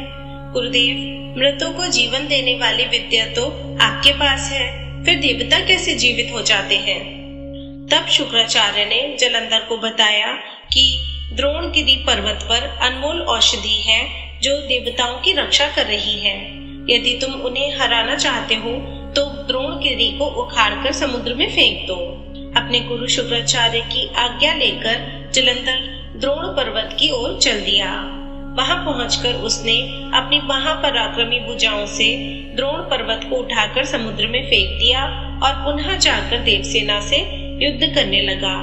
जलंधर ने अनेक देवताओं को अपने प्रहारों से घायल कर दिया और हजारों देवगणों को पलक झपकते ही मौत के घाट उतार दिया।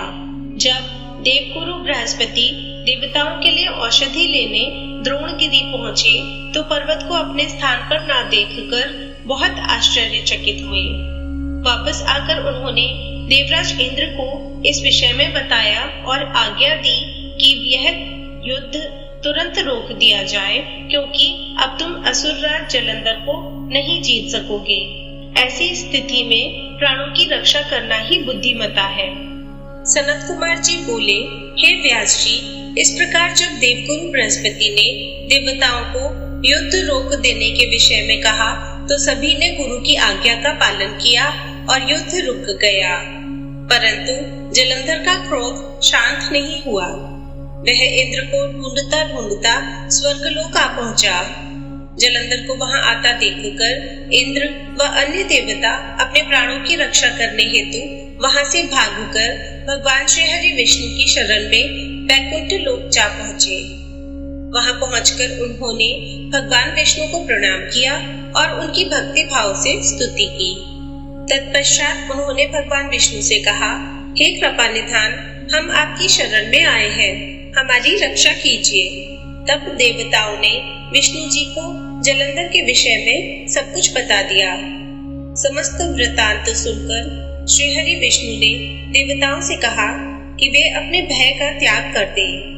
उन्होंने उनकी प्राण रक्षा करने का आश्वासन दिया और कहा कि मैं जलंधर का वध कर तुम्हें उससे मुक्ति दिलाऊंगा। यह कहकर भगवान विष्णु अपने वाहन गरुड़ पर सवार होकर चलने लगे।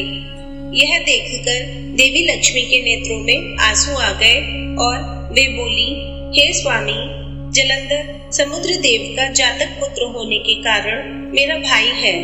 आप मेरे स्वामी होकर मेरे भाई को क्यों मारना चाहते हैं? यदि मैं आपको प्रिय हूँ तो आप मेरे भाई का वध नहीं करेंगे।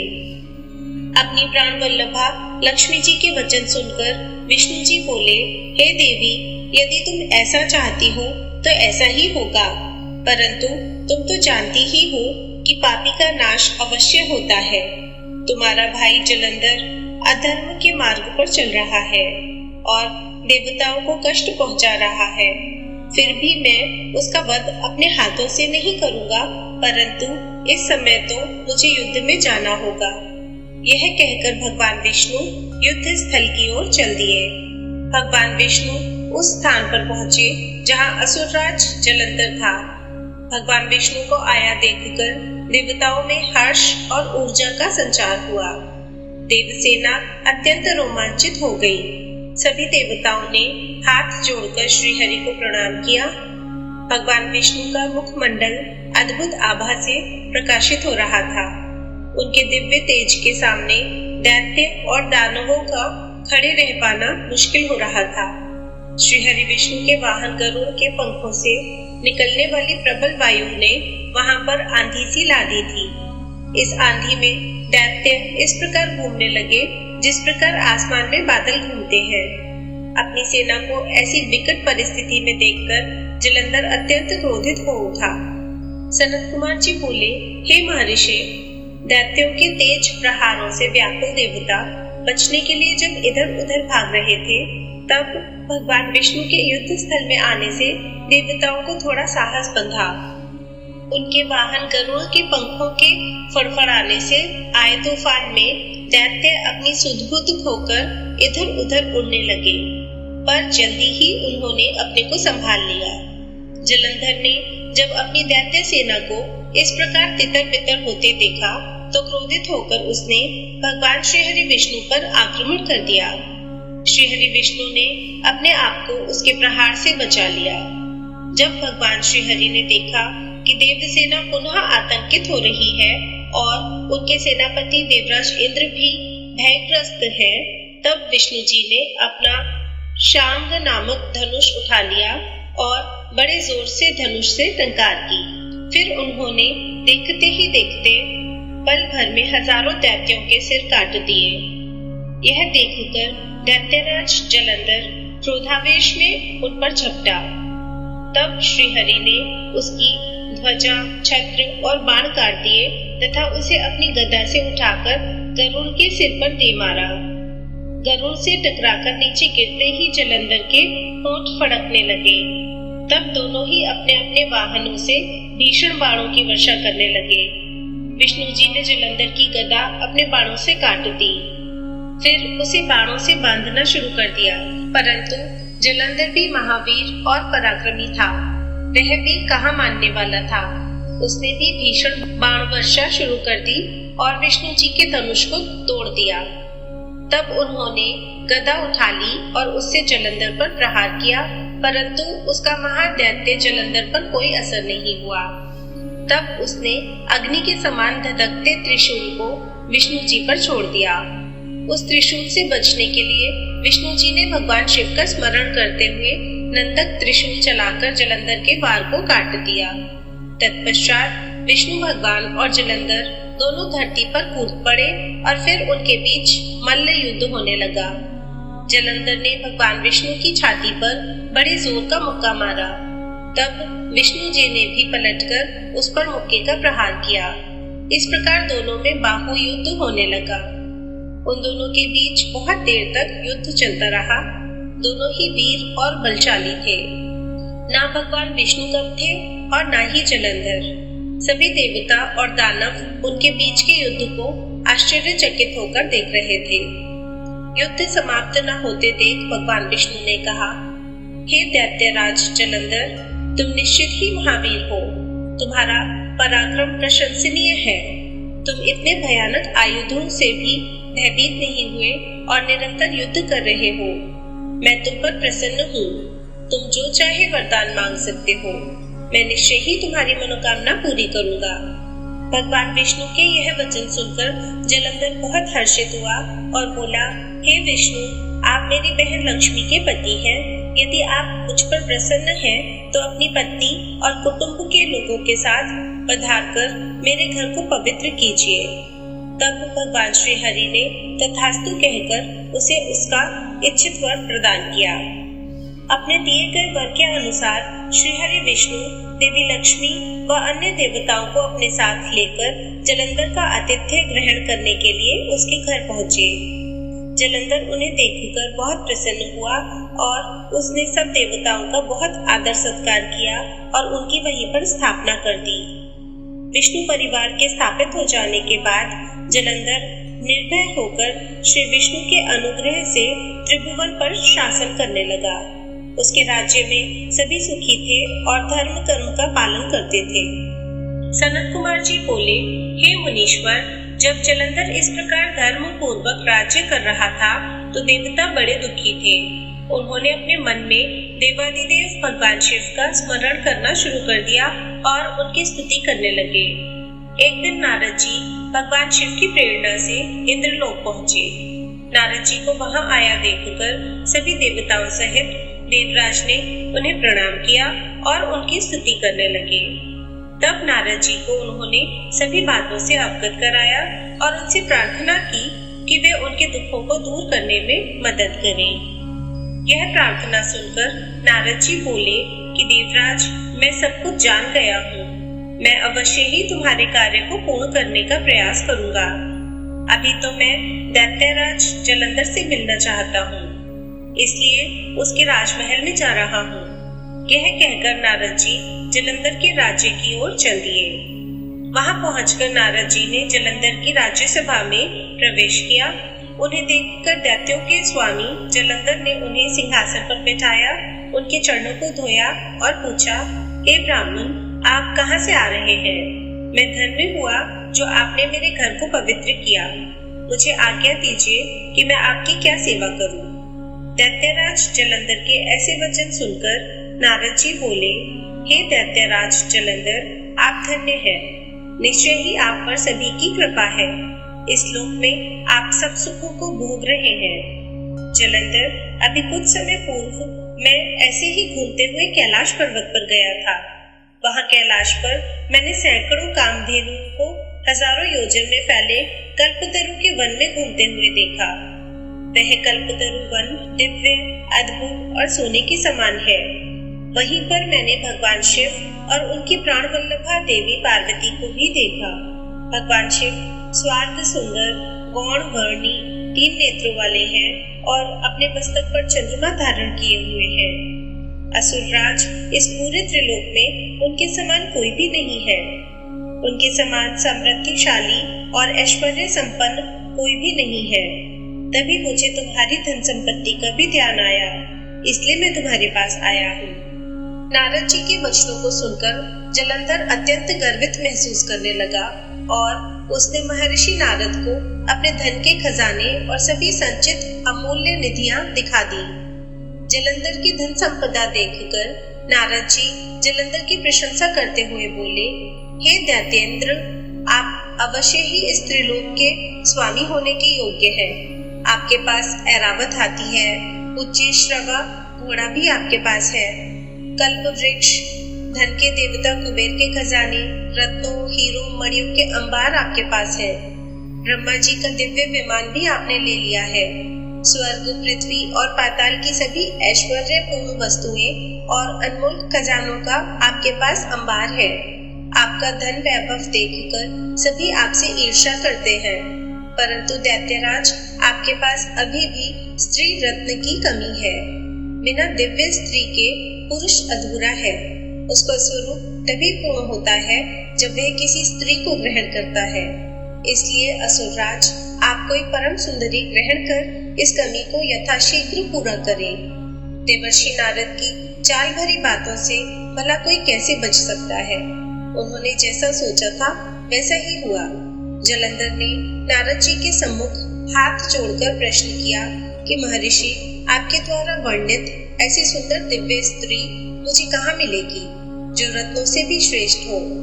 यदि आप इस प्रकार के स्त्री रत्न के बारे में मुझे बता दें तो मैं उस रत्न को अवश्य ही लाकर अपने राजभवन की शोभा बढ़ाऊंगा। जलंधर की बातें सुनकर देवर्षि नारद ने कहा, हे दैत्येंद्र, ऐसा अनमोल स्त्री रत्न तो त्रिलोकीनाथ महान योगी भगवान शिव के पास है। वह है उनकी परम सुंदर पत्नी देवी पार्वती। वे स्वर्ग सुंदर होने के साथ साथ सर्वगुण संपन्न भी है। संसार की कोई भी स्त्री उनकी बराबरी नहीं कर सकती। उनका मनोहारी रूप पल भर में सबको मोहित कर सकता है। वास्तव में उनके समान कोई नहीं है। यह कहकर देवर्षि नारद ने जलंधर से आज्ञा ली और आकाश मार्ग से वापस लौट गए। व्यास जी बोले, हे सनत कुमार जी, जब देवर्षि नारद इस प्रकार दैत्यराज जलंधर को देवी पार्वती की सुंदरता और भगवान शिव के परम ऐश्वर्य और समृद्धि के बारे में बता आए, तब वहाँ क्या हुआ? दैत्यराज ने क्या किया? व्यास जी के ऐसे प्रश्न सुनकर सनत कुमार जी बोले, हे महामुनि, नारद जी के वहां से चले जाने पर असुरराज जलंधर ने अपने राहु नामक दूत को बुलाया और उसे भगवान शिव के निवास स्थान कैलाश पर्वत पर जाने की आज्ञा दी। जलंधर ने कहा, राहु, उस पर्वत पर एक योगी रहता है। उस जटाधारी योगी की पत्नी स्वर्ग सुंदरी है। तुम्हें मेरे लिए उसकी पत्नी को लाना है। अपने स्वामी जलंधर की आज्ञा पाकर वह दूत भगवान शिव के स्थान कैलाश पर्वत पर गया। वहां नंदी ने उस राहु नामक दूत को अंदर जाने से रोका, परंतु वह सीधा अंदर चला गया। वहां कैलाशपति भगवान शिव के सामने उसने अपने स्वामी दैत्यराज जलंधर का संदेश शिव जी को सुना दिया। जैसे ही असुरराज जलंधर के दूत राहु ने यह संदेश त्रिलोकीनाथ भगवान शिव को सुनाया, उसी समय शिव जी के सामने की धरती फट गई और उसमें से एक बड़ा भयानक गर्जना करता हुआ पुरुष प्रकट हुआ। वह पुरुष अत्यंत बलशाली और वीर जान पड़ता था। उसका मुख सिंह के समान था और ऐसा लगता था कि सिंह मानव का रूप लेकर साक्षात सामने आकर खड़ा हो गया है।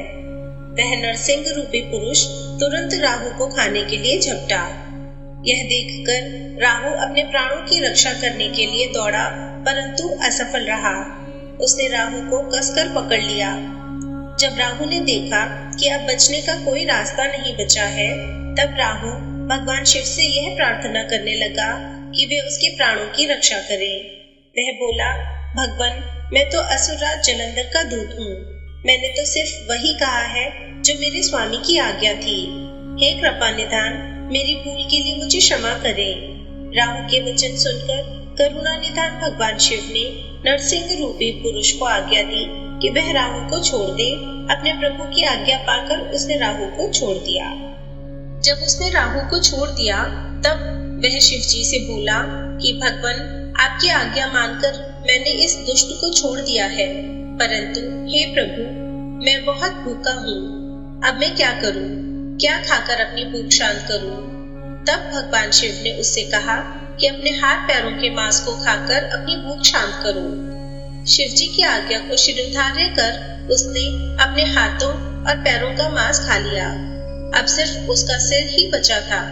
यह देखकर भगवान शिव उस पर प्रसन्न हो गए और बोले, तुमने मेरी आज्ञा का पालन करके मुझे प्रसन्न किया है।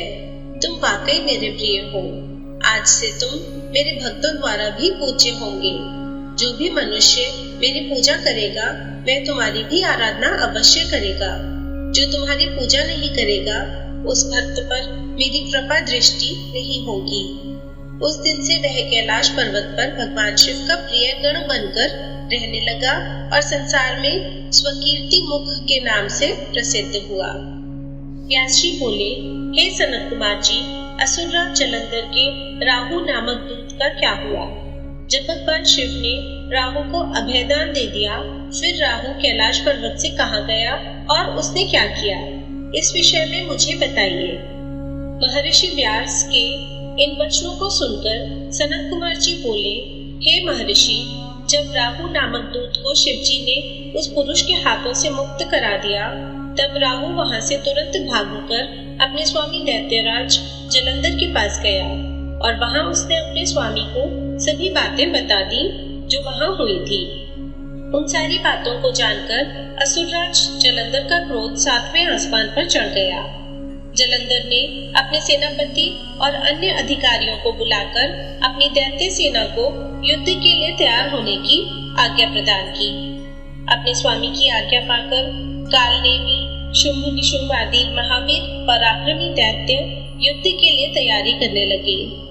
जलंधर की विशाल चतुरांगणी दैत्य सेना भगवान शिव से युद्ध करने के लिए निकल पड़ी। उस सेना के साथ ही दैत्य गुरु शुक्राचार्य और राहु भी थे। इधर जब देवताओं को ज्ञात हुआ कि जलंधर अपनी सेना को साथ लेकर भगवान शिव से युद्ध करने के लिए निकल पड़ा है, तो देवराज इंद्र शिव जी को अवगत कराने के लिए कैलाश पर्वत पर गए और वहां उन्होंने त्रिलोकीनाथ भगवान शिव को सारी बातें बता दी। इंद्र ने भगवान विष्णु के विषय में भी उन्हें बताया कि भगवान विष्णु भी अपनी पत्नी देवी लक्ष्मी के साथ असुरराज जलंधर के वश में है और उसके घर में निवास करते हैं। इसी कारण हम सब देवता विवश हैं। हमें ना चाहते हुए भी जलंधर के अधीन होना पड़ा है। भगवान, आप भक्त वत्सल हैं। आप अपने भक्तों की रक्षा कर हमें जलंधर से मुक्ति दिलाएं। उसे मारकर हमारे प्राणों की रक्षा करें। सारी बातें ज्ञात हो जाने पर भगवान शिव ने सर्वप्रथम भगवान श्री हरि विष्णु का स्मरण किया। प्रभु के स्मरण करते ही विष्णु जी वहां तुरंत प्रकट हो गए।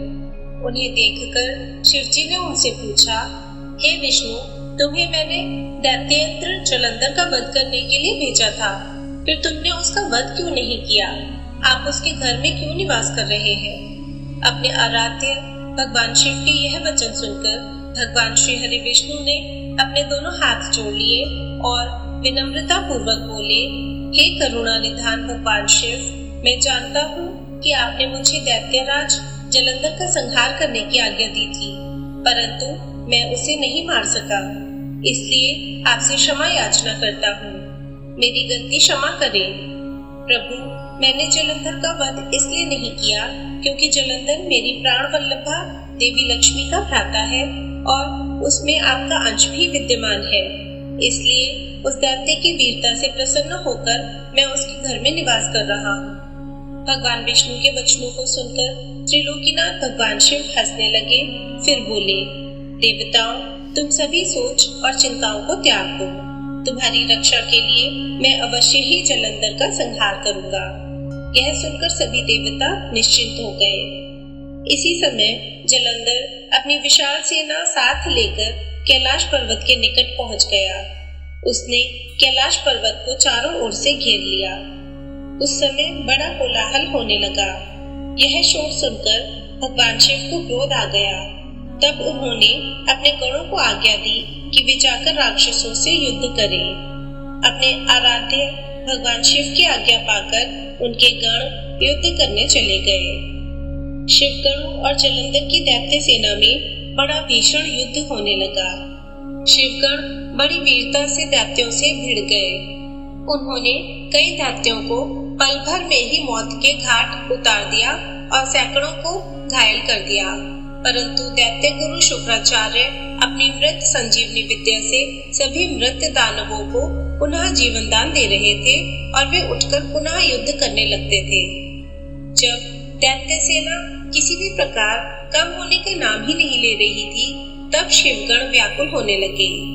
तब शिवगणों ने भगवान शिव के पास जाकर उन्हें इसकी सूचना दी। जब शिव जी को यह ज्ञात हुआ कि यह सब शुक्राचार्य कर रहे हैं, तो वे क्रोधित हो उठे। उस समय भगवान शिव के मुख से एक भयंकर ज्वाला कृत्य के रूप में प्रकट हुई। उसका रूप अत्यंत रौद्र और भयानक था। वह वहां से सीधे युद्ध भूमि में गई और दैत्यों को पकड़ पकड़ कर खाने लगी। इसी प्रकार भ्रमण करते हुए प्रत्या शुक्राचार्य के निकट पहुंची और उन्हें वहां से गायब कर दिया। जब अपने परम सहायक गुरु शुक्राचार्य उन्हें वहां ना दिखाई दिए तथा हजारों वीर मारे गए या घायल हो गए, तब दैत्य सेना का मनोबल टूटने लगा। दैत्य सेना युद्ध भूमि छोड़कर भागने लगी। जलंधर के कालनेमी, शुंभ, निशुंभ आदि वीर दैत्य फिर भी पूरी ताकत से युद्ध करते रहे। इधर भगवान शिव की सेना का प्रतिनिधित्व करने वाले स्वामी कार्तिकेय और गणेश जी भी पूरे मनोयोग से दैत्य सेना को पछाड़ने के लिए युद्ध कर रहे थे। सनत कुमार जी बोले, हे महर्षि, भगवान शिव के गण व उनके दोनों पुत्र गणेश और कार्तिकेय बहुत बलवान, वीर और साहसी थे। उन्होंने अपने पराक्रम से दैत्येंद्र जलंधर के परम वीरों कालनेमी, शुंभ और निशुंभ को पराजित कर दिया। असुर सेना डरकर इधर उधर छुप गई। सब दैत्य अपने प्राणों की रक्षा हेतु भागने लगे। यह देखकर असुरराज जलंधर अपने रथ पर बैठकर युद्ध भूमि में आगे की ओर बढ़ने लगा और बड़ी भयानक गर्जना करने लगा। उसकी ललकार सुनकर त्रिलोकीनाथ भगवान शिव के गण भी बढ़ चढ़कर युद्ध करने लगे। असुर सेना और देवताओं की सेनाओं के रथों, हाथी, घोड़े, शंख तथा भेरी से युद्ध भूमि गुंजायमान हो रही थी। दैत्यराज जलंधर ने तब एक ऐसा बाण छोड़ा जिससे चारों ओर कोहरा फैल गया। धरती से आकाश तक सिर्फ एक धुंध ही दिखाई दे रही थी। फिर उसने नंदीश्वर, गणेश, वीरभद्र को एक साथ कई बाण मारकर घायल कर दिया। यह देखकर स्वामी कार्तिकेय को बहुत क्रोध आ गया और उन्होंने असुरराज जलंधर पर अपनी शक्ति चला दी। कार्तिकेय की चलाई गई शक्ति के फलस्वरूप जलंधर धरती पर गिर पड़ा, परंतु गिरते ही वह उठकर खड़ा हो गया और पूरी शक्ति के साथ पुनः युद्ध करने लगा। उसने सबसे पहला प्रहार कार्तिकेय पर ही किया। जलंधर ने अपनी गदा उठा ली और पूरे बल के साथ कार्तिकेय को मारी, जिससे कार्तिकेय अपनी चेतना खो बैठे और बेहोश होकर धरती पर गिर पड़े। यह दृश्य देखकर गणेश और नंदी भी चिंतित हो उठे। तब जलंधर ने उन पर भी गदा से प्रहार किया। गदा के प्रहार से वे दोनों भी मूर्छित होकर पृथ्वी पर गिर गए। तब वीरभद्र जलंधर से युद्ध करने के लिए आगे आए। जलंधर ने उन पर भी अपनी गदा से प्रहार किया, जिससे वीरभद्र का सिर फट गया और रक्त बहने लगा। यह देखकर सभी शिवगण व्याकुल हो गए और डरकर युद्ध भूमि को छोड़कर इधर उधर भागने लगे। सनत कुमार जी बोले, हे महर्षि, जब युद्ध भूमि में देवसेना का प्रतिनिधित्व करने वाले सभी वीर साहसी घायल होकर पृथ्वी पर गिर पड़े, तब यह देखकर सभी शिवगण भयभीत होकर शिव की शरण में चले गए। जब भगवान शिव को युद्ध स्थल का सब समाचार मिल गया, तब वे स्वयं दैत्यराज जलंधर को सबक सिखाने के लिए युद्ध स्थल की ओर चल पड़े। अपने आराध्य भगवान शिव को युद्ध का नेतृत्व करते देखकर सभी शिवगण जो पहले डरकर भाग गए थे, पुनः लौट आए। शिवगणों ने पहले जैसे जोश के साथ युद्ध करना प्रारंभ कर दिया। भगवान शिव के रौद्र रूप को देखकर भयानक दैत्य भी भयभीत होने लगे और युद्ध छोड़कर भागने लगे। यह देखकर असुरों के स्वामी जलंधर को क्रोध आ गया। वह तीव्र गति से शिव जी की ओर दौड़ा। इस कार्य में शुंभ निशुंभ नामक सेनापतियों ने अपने स्वामी का साथ दिया। यह देखकर भगवान शिव ने प्रत्युत्तर देते हुए जलंधर के बाणों को काट दिया। वे अपने धनुष से बाणों की वर्षा करने लगे। उन्होंने कई दैत्यों को फरसे से काट दिया। बलाहक और धस्मर जैसे भयानक राक्षसों को पल भर में मार गिराया। शिव जी का वाहन बैल भी अपने सींगों के प्रहारों से सबको घायल करने लगा। तब यह देखकर जलंधर अपने सैनिकों को समझाने लगा कि वे ना डरे और युद्ध करते रहे, पर दैत्य सेना भगवान शिव से युद्ध करने को तैयार ही नहीं हो रही थी। क्रोधित जलंधर उन्हें ललकारने लगा। जलंधर ने अनेकों बाणों को एक साथ चलाकर उसमें भगवान शिव को बांधने का प्रयास किया, लेकिन वह सफल न हो सका। भगवान शिव ने उसके सभी बाणों को काट दिया और उसके रथ की ध्वजा को भी नीचे गिरा दिया। असुरराज जलंधर के सभी बाणों को काटने के पश्चात भगवान शिव ने एक बाण मारकर जलंधर को घायल कर दिया और उसके धनुष को काट दिया।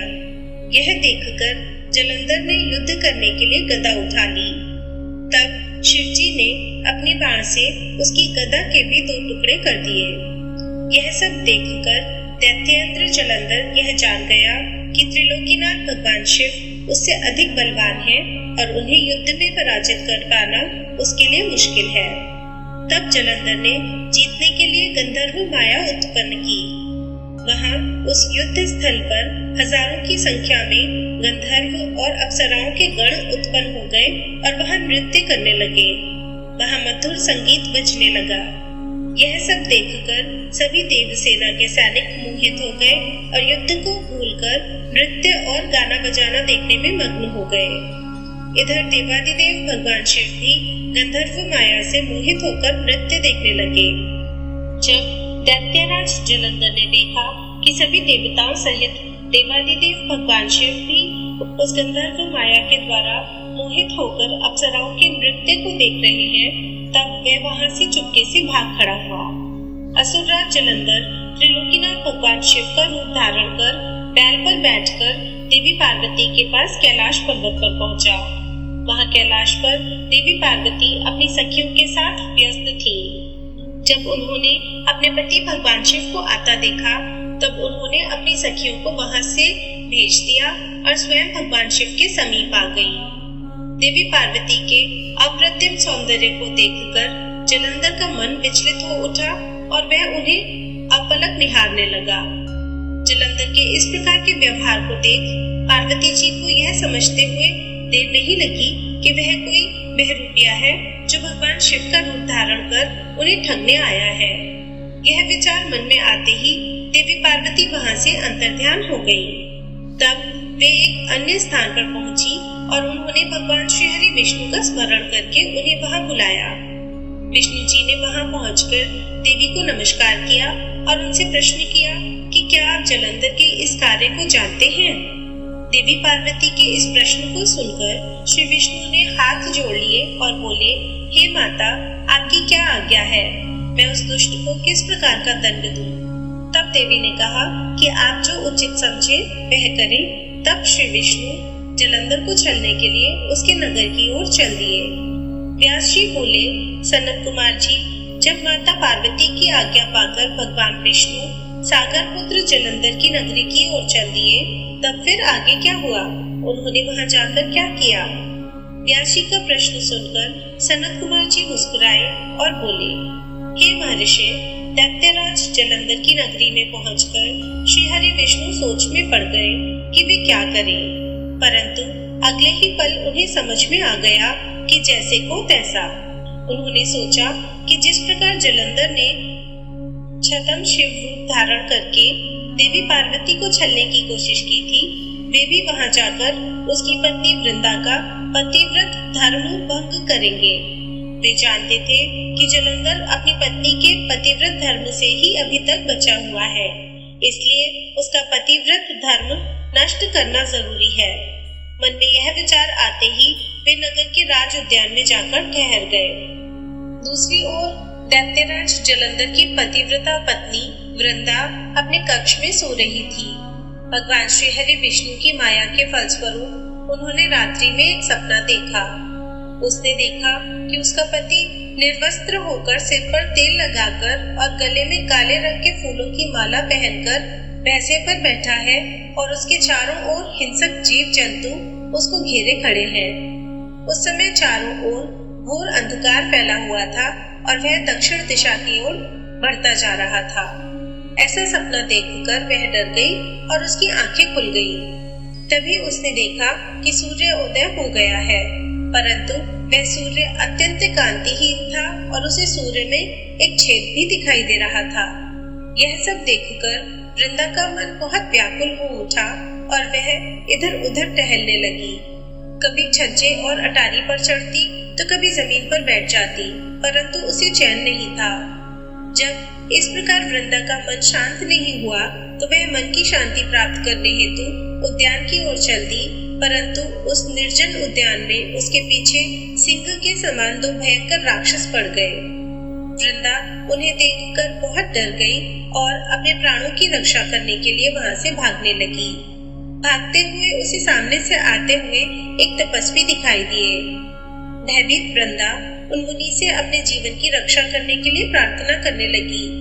उन तपस्वी ने अपने कमंडल से जल निकालकर उन राक्षसों को ललकारते हुए उन पर जल छिड़क दिया। जल छिड़कते ही दोनों राक्षस वहां से भाग खड़े हुए।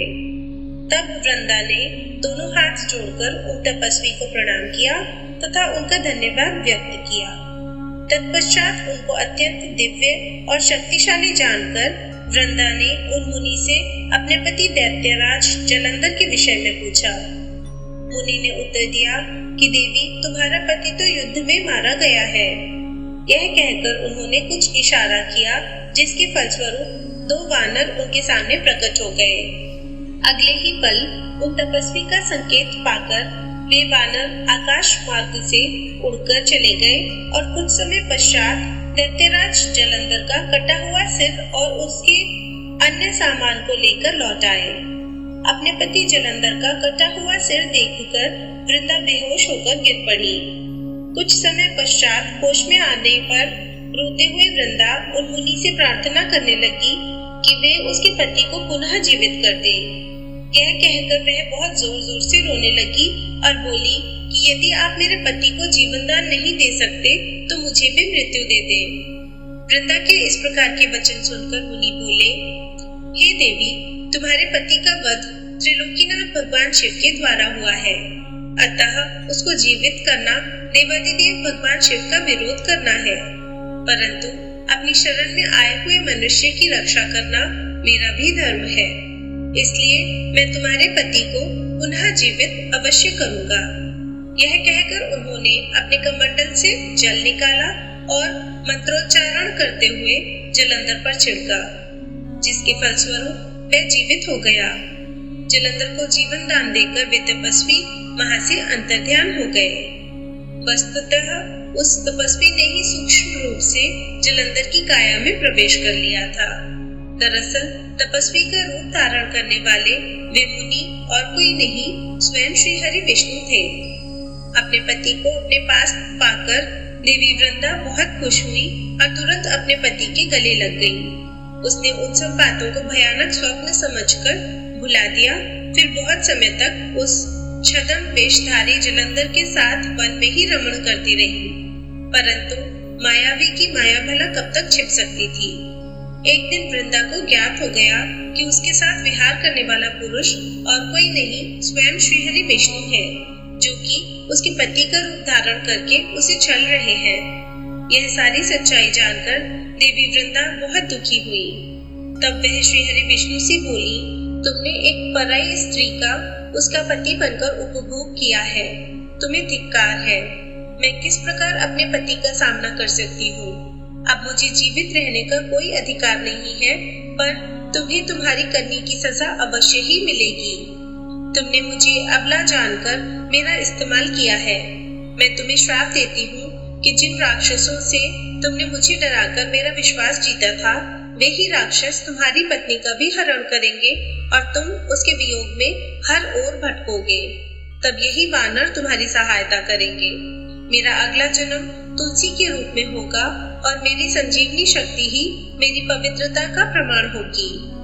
भगवान श्रीहरि विष्णु को इस प्रकार श्राप देकर असुर श्रेष्ठ जलंधर की पत्नी वृंदा ने अग्नि में प्रवेश कर लिया और उसमें अपने प्राणों की आहुति दे दी। उस अग्नि में से एक तेज प्रकट हुआ और वह जाकर देवी पार्वती में समा गया।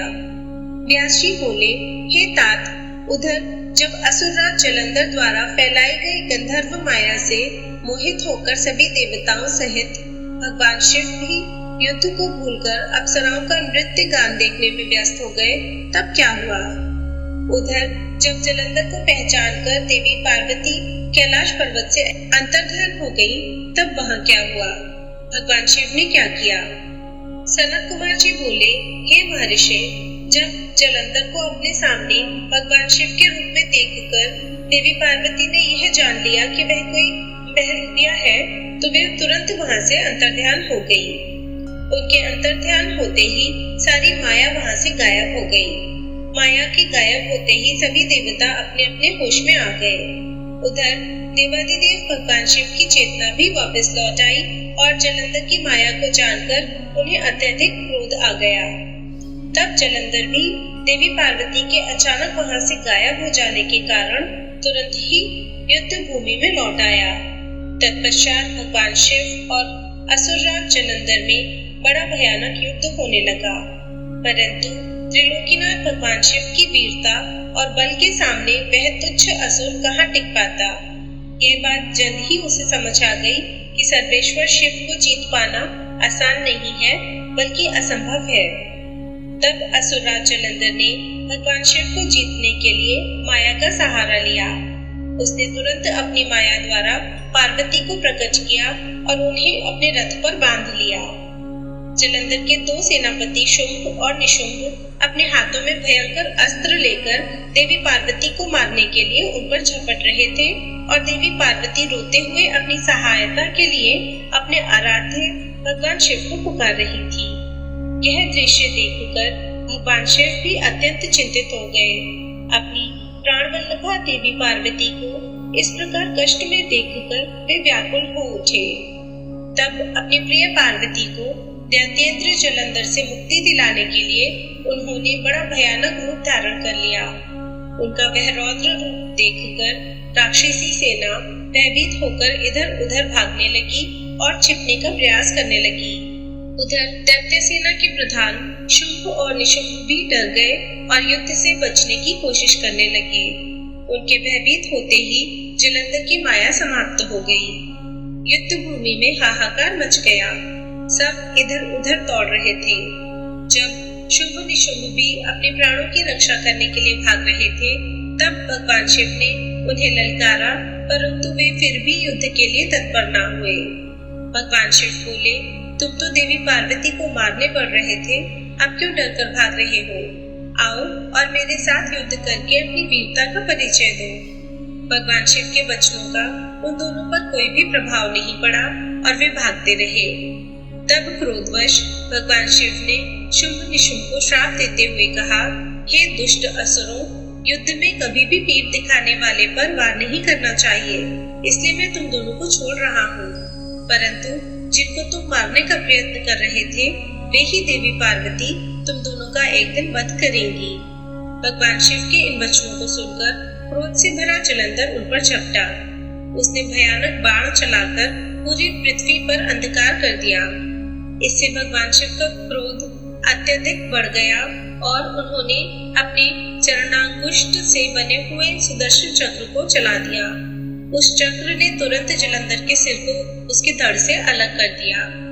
जब चक्र ने असुरराज जलंधर का सिर काटा तो बहुत भयानक ध्वनि हुई और महादानव जलंधर पल भर में ही ढेर हो गया।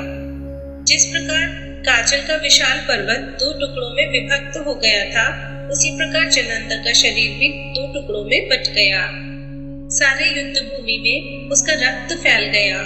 भगवान शिव की आज्ञा से जलंधर का रक्त और मांस महारौरव में जाकर रक्त का कुंड बन गया। दैत्यराज जलंधर के शरीर से निकला अद्भुत तेज उस समय भगवान शिव के शरीर में प्रवेश कर गया। जलंधर का वध होते ही चारों ओर हर्ष की लहर दौड़ गई। सभी देवता ऋषि मुनि बहुत प्रसन्न हुए। अप्सराएं और गंधर्व मंगल गान गाने लगे। सारी दिशाओं से भगवान शिव पर फूलों की वर्षा होने लगी। सनत कुमार जी बोले, हे महर्षि, इस प्रकार दैत्यराज जलंधर का देवादिदेव भगवान शिव के हाथों से वध देखकर सब ओर प्रसन्नता छा गई। सभी देवताओं सहित ब्रह्मा जी और श्रीहरि विष्णु भी हर्षित हुए। तब वे करुणानिधान भगवान शिव को धन्यवाद देने लगे और उनकी स्तुति करने लगे और बोले, हे करुणानिधान, हे कृपानिधान देवादिदेव भगवान शिव, आप प्रकृति से परे हैं। भगवान आप ही परब्रह्म परमेश्वर हैं। प्रभु, हम सब देवता आपके दास हैं और आपकी आज्ञा की पूर्ति करने हेतु कार्य करते हैं।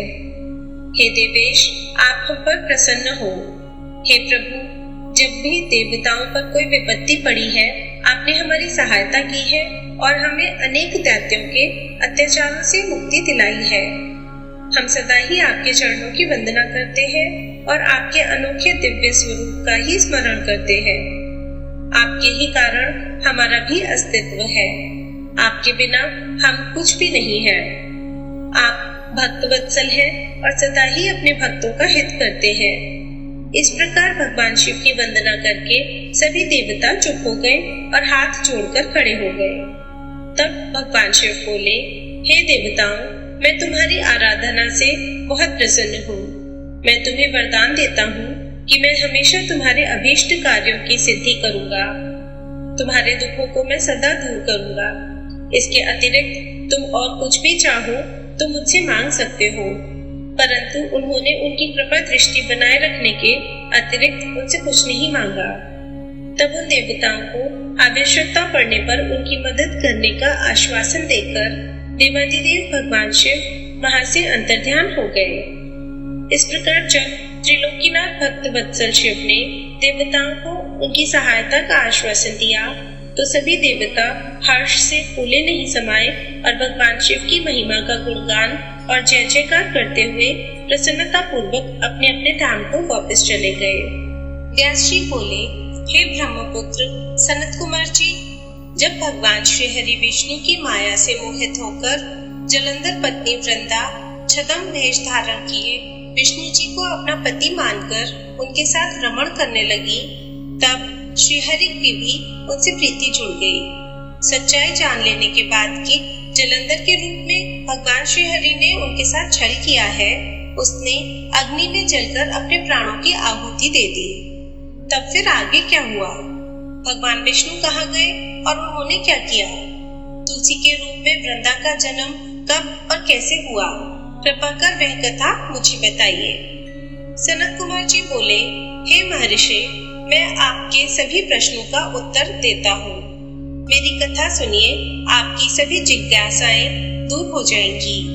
जब वृंदा ने विष्णु जी द्वारा ठगे जाने पर अपने शरीर का त्याग कर दिया, तो भगवान विष्णु को बहुत दुख हुआ और वे वृंदा की चिता की राख को अपने शरीर पर लपेटकर इधर उधर मारे मारे फिरने लगे।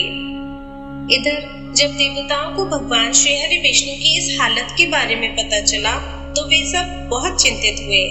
उन्हें समझ में नहीं आ रहा था कि वे क्या करें। जगत के पालन करता भगवान विष्णु को इस तरह दर दर भटकना शोभा नहीं देता।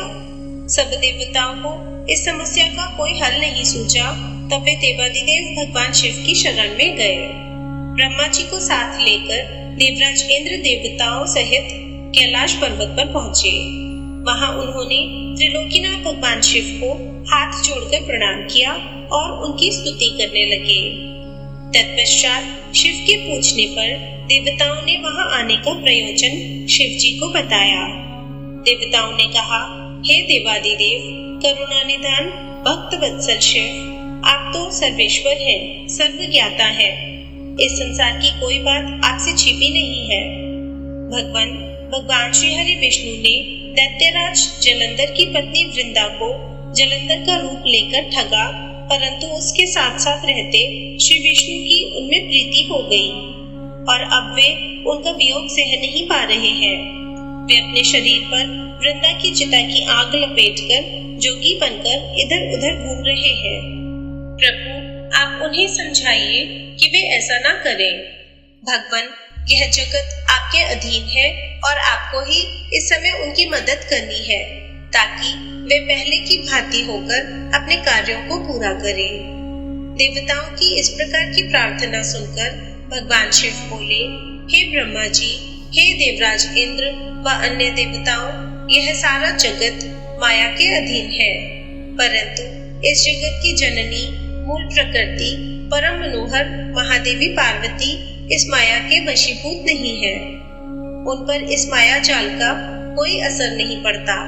इसलिए आप भगवान श्रीहरि विष्णु के इस मोह माया के जाल को दूर करने के लिए आदि देवी प्रकृति की आधारभूत देवी पार्वती की शरण में जाइए।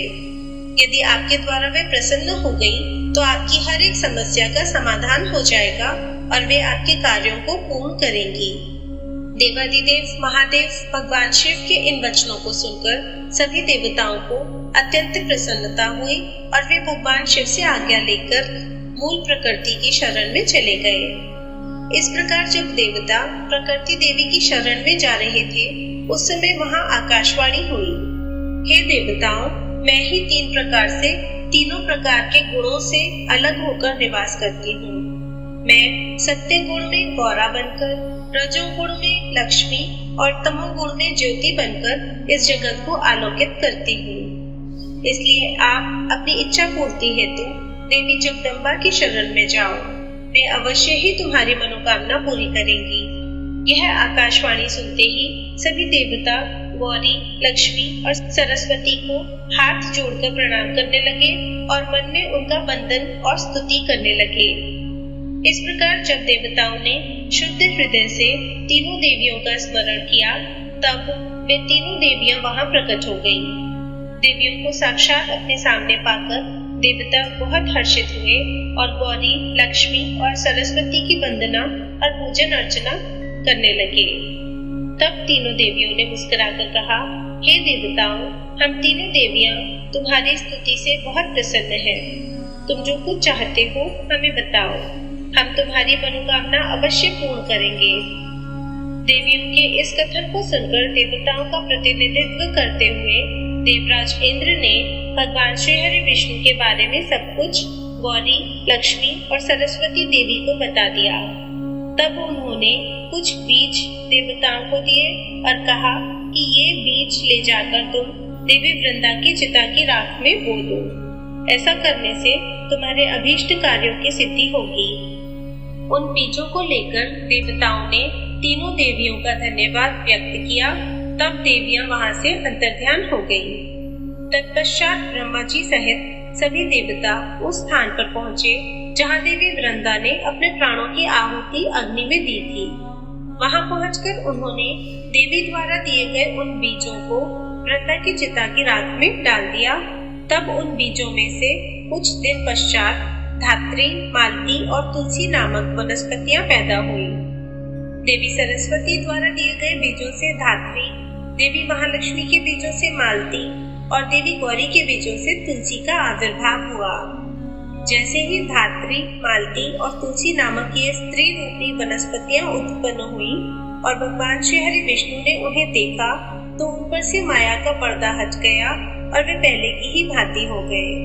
वे उन वनस्पतियों पर अपनी कृपा दृष्टि रखने लगे और तभी से धात्री, मालती और तुलसी नामक इन वनस्पतियों को भी विष्णु जी से विशेष अनुराग हो गया। तब भगवान श्री हरि विष्णु पुनः वैकुंठ लोक को चले गए। युद्ध खंड पहला भाग समाप्त। ओम नमः शिवाय।